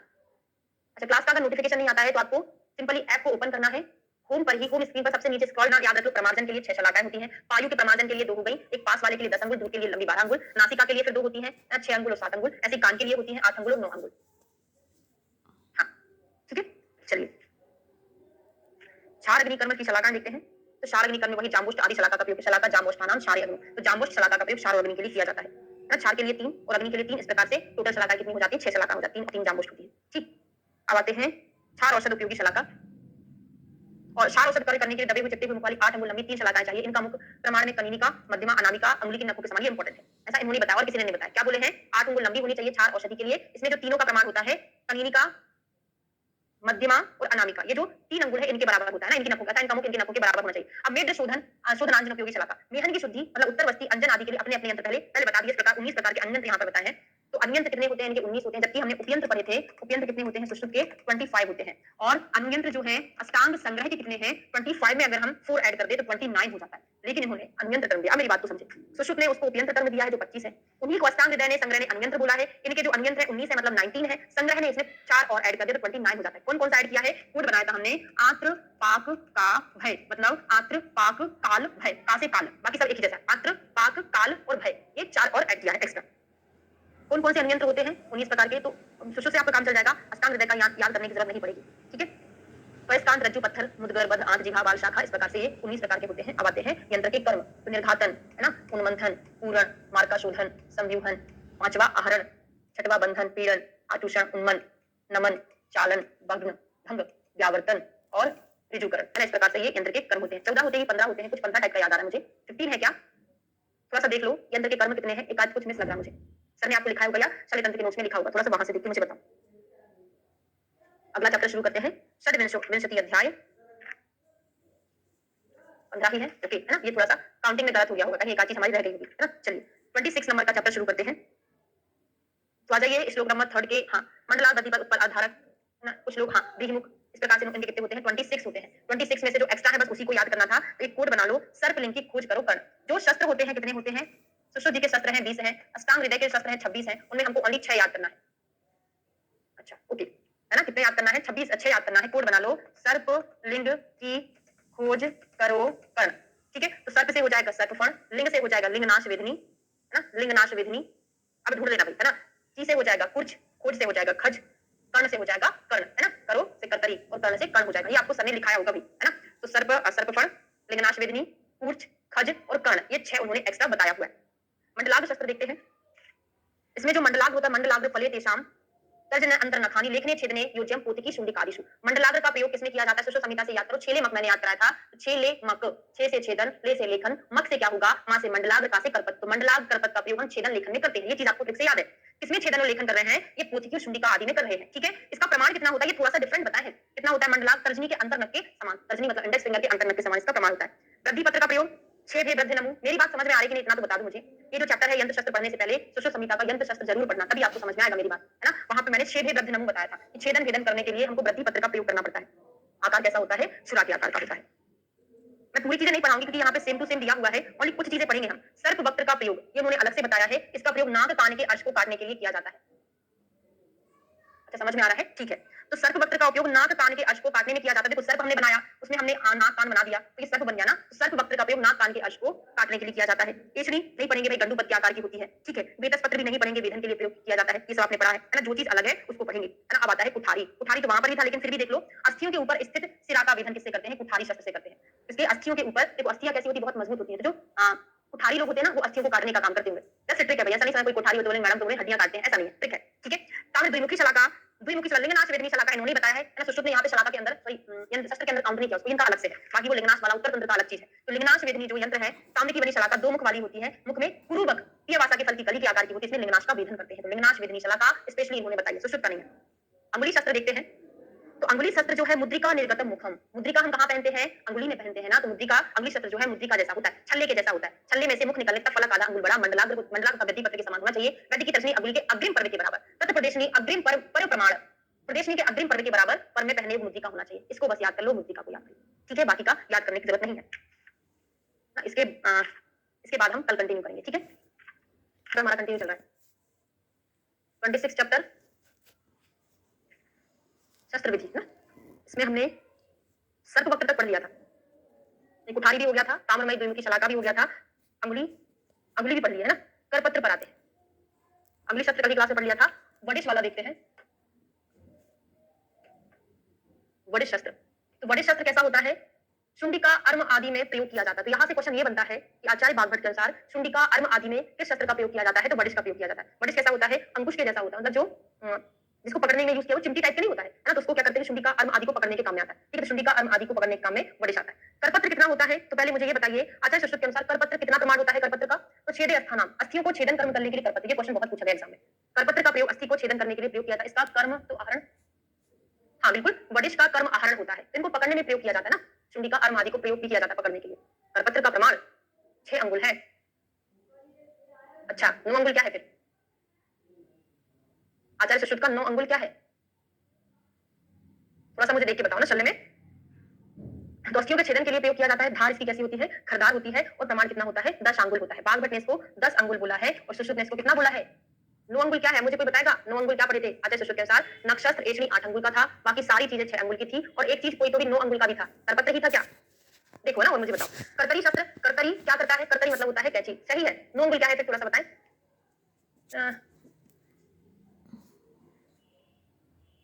सुश्रुत का ओके ठीक है।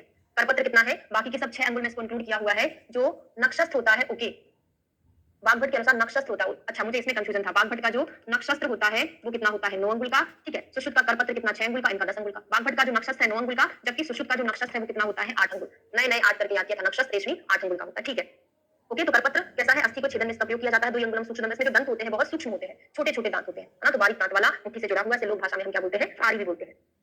ठीक है, करतरी भी हो गया हमारा। करतरी क्या कर रहे थे? स्नायु सूत्र छेदन। करतरी मतलब होता है कैंची। कैंची से क्या करते हैं? कोई भी चीज को काटते हैं ना, तो किसको काट रहे हैं? स्नायु को काटते हैं। सूत्र मतलब धागे को भी काटते हैं। तो स्नायु सूत्र आदि का छेदन करने के लिए करतरी का प्रयोग किया जाता है।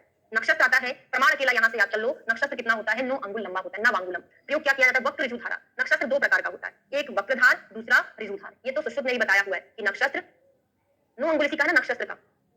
बाघभट्ट का 9 अंगुल नक्षत्र है, सुश्रुत का 8 अंगुल है नक्षत्र। बाघभट्ट का ये चीज है 9 अंगुल, है ना। तो जिसकी एक धार टेढ़ी होती है और दूसरी धार सीधी होती है, दो मुख वाला होता है। तो याद कर लो, वक्रधार ऋजुधार किसके भेद है, नक्षत्र के भेद होते हैं। नक्षत्र क्या करता है, सूक्ष्म शल्य दृष्टि, छेदन, भेदन, प्रच्छान, लेखन। बहुत सारे कर्म से किए जा रहे हैं। क्या क्या, छेदन में यूज किया जाता है, भेदन में, प्रच्छान में, लेखन में। नहीं, सुश्रुत का कुछ नहीं है, मुझे उसी से कंफ्यूजन हो रहा था 9 अंगुल से, कि 9 अंगुल मैंने कहीं कुछ पढ़ा था।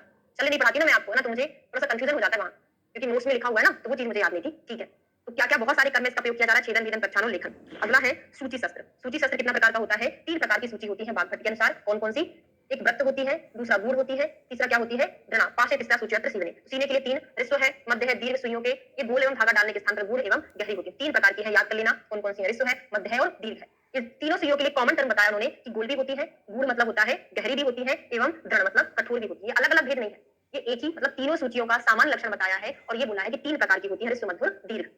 आपका होमवर्क क्या है, यहाँ पे आपको सूची के भेद लिखना है, आचार्य सुश्रुत के लिखना है। ठीक है, चलिए आगे बढ़ते हैं।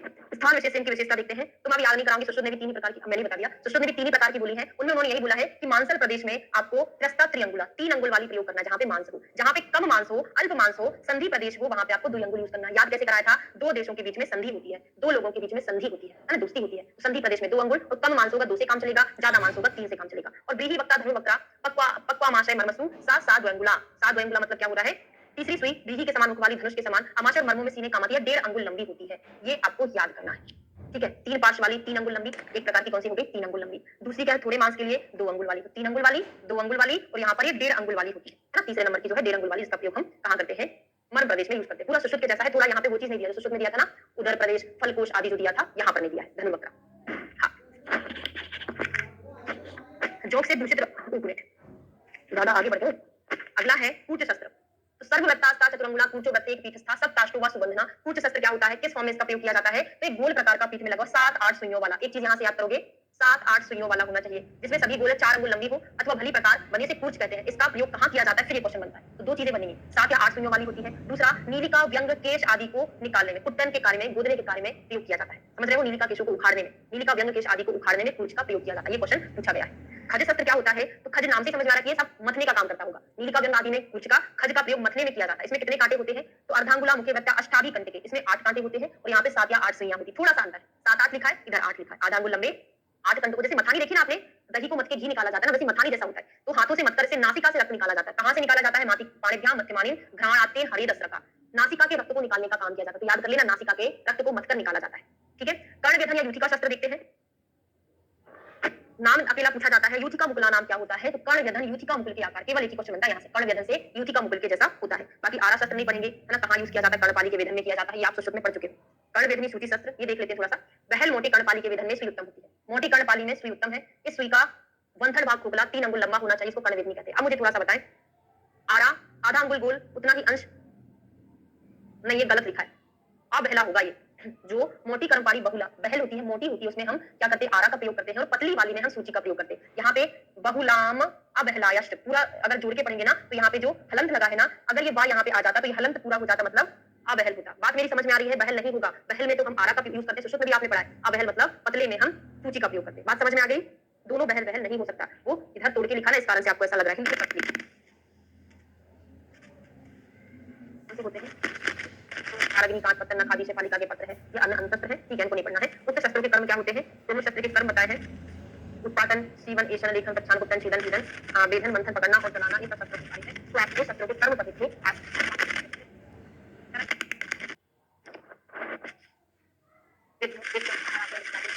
ये 8 है सुश्रुत के। 8 के अलावा हम याद कर रहे हैं, पूरा याद नहीं करेंगे, ठीक है। अष्टांग हृदय के जो 13 है, संग्रह में एक कम बताया हुआ है, कौन सा, तो सुश्रुत के 8 प्लस यूके मिली डिग्री ग्रहण, ये सर ने भी आपको ट्रिक बताया होगा, क्लियर नहीं हो रही है।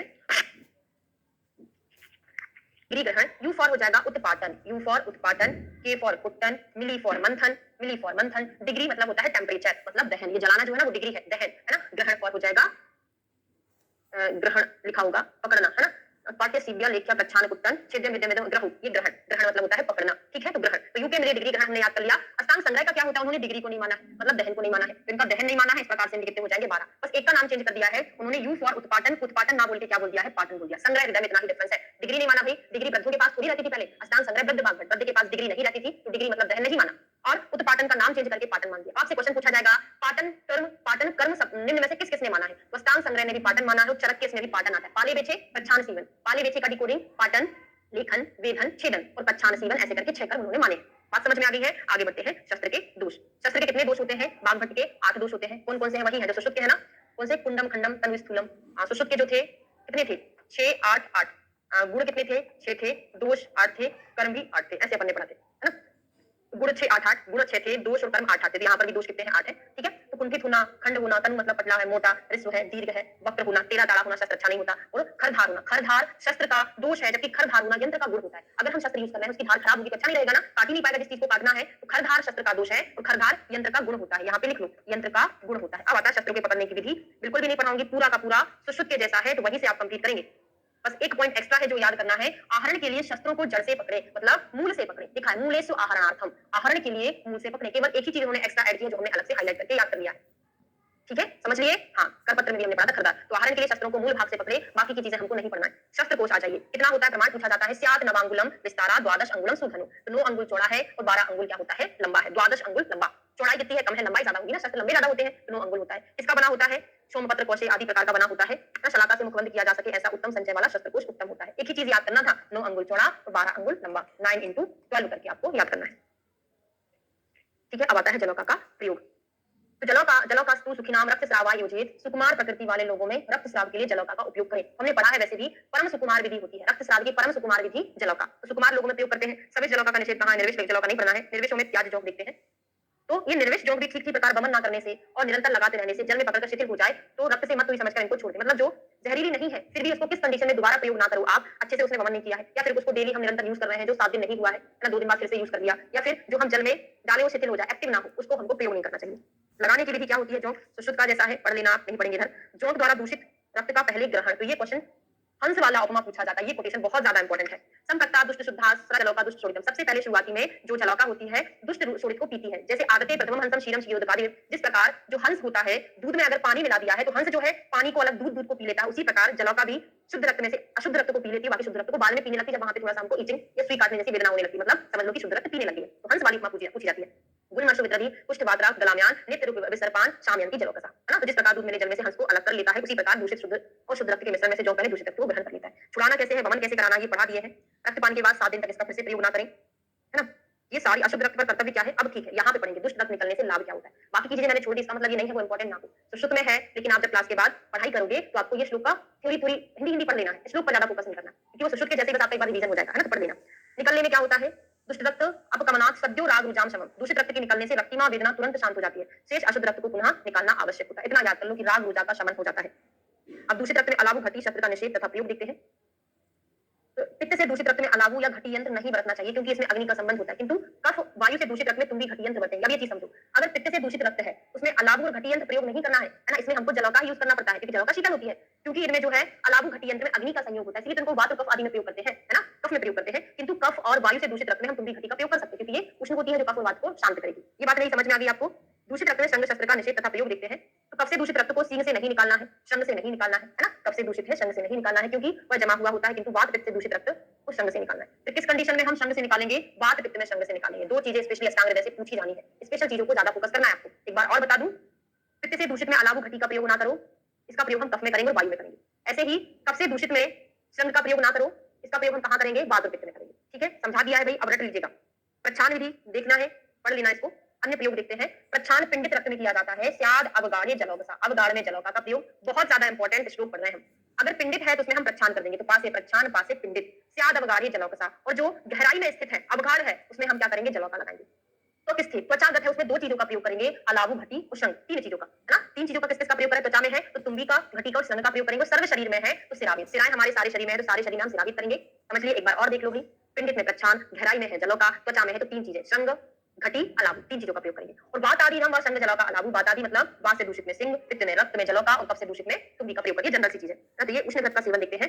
तो जिस व्यक्ति का रक्त निकाला गया उसे शीतल प्रदेश आदि कारण वायु का प्रकोप होने से पूर्व एवं कंडुयुक्त शोफ हो जाता है, उस पर गर्म घी से सिंचन का ये कंडीशनल क्वेश्चन पूछा जाता है कि आपने किसी व्यक्ति का रक्त निकाल लिया है ना, सुता सजा प्रदेहा शीते, आपने उसमें शीतल प्रदेह का प्रयोग कर दिया है और उसने वायु का प्रकोप किया, अब क्या करोगे? तो कंडीशनल स्थिति पर क्वेश्चन बनता है, तो इसमें आप क्या करोगे कि वायु का प्रकोप हुआ है, वहां पे तोद और कंडू हुआ है, तो हम उसमें सर्पी उष्णीन है ना, थोड़ा सा गुनगुना सर्पी से सेचन कर देंगे। कंडीशनल क्वेश्चन बनेगा भाई, लिख लो, रीजनिंग क्वेश्चन बनेगा, बहुत इंपॉर्टेंट है। तो ये हमारा 26 नंबर का चैप्टर कंप्लीट होता है। अगला चैप्टर 27 स्टार्ट करते हैं।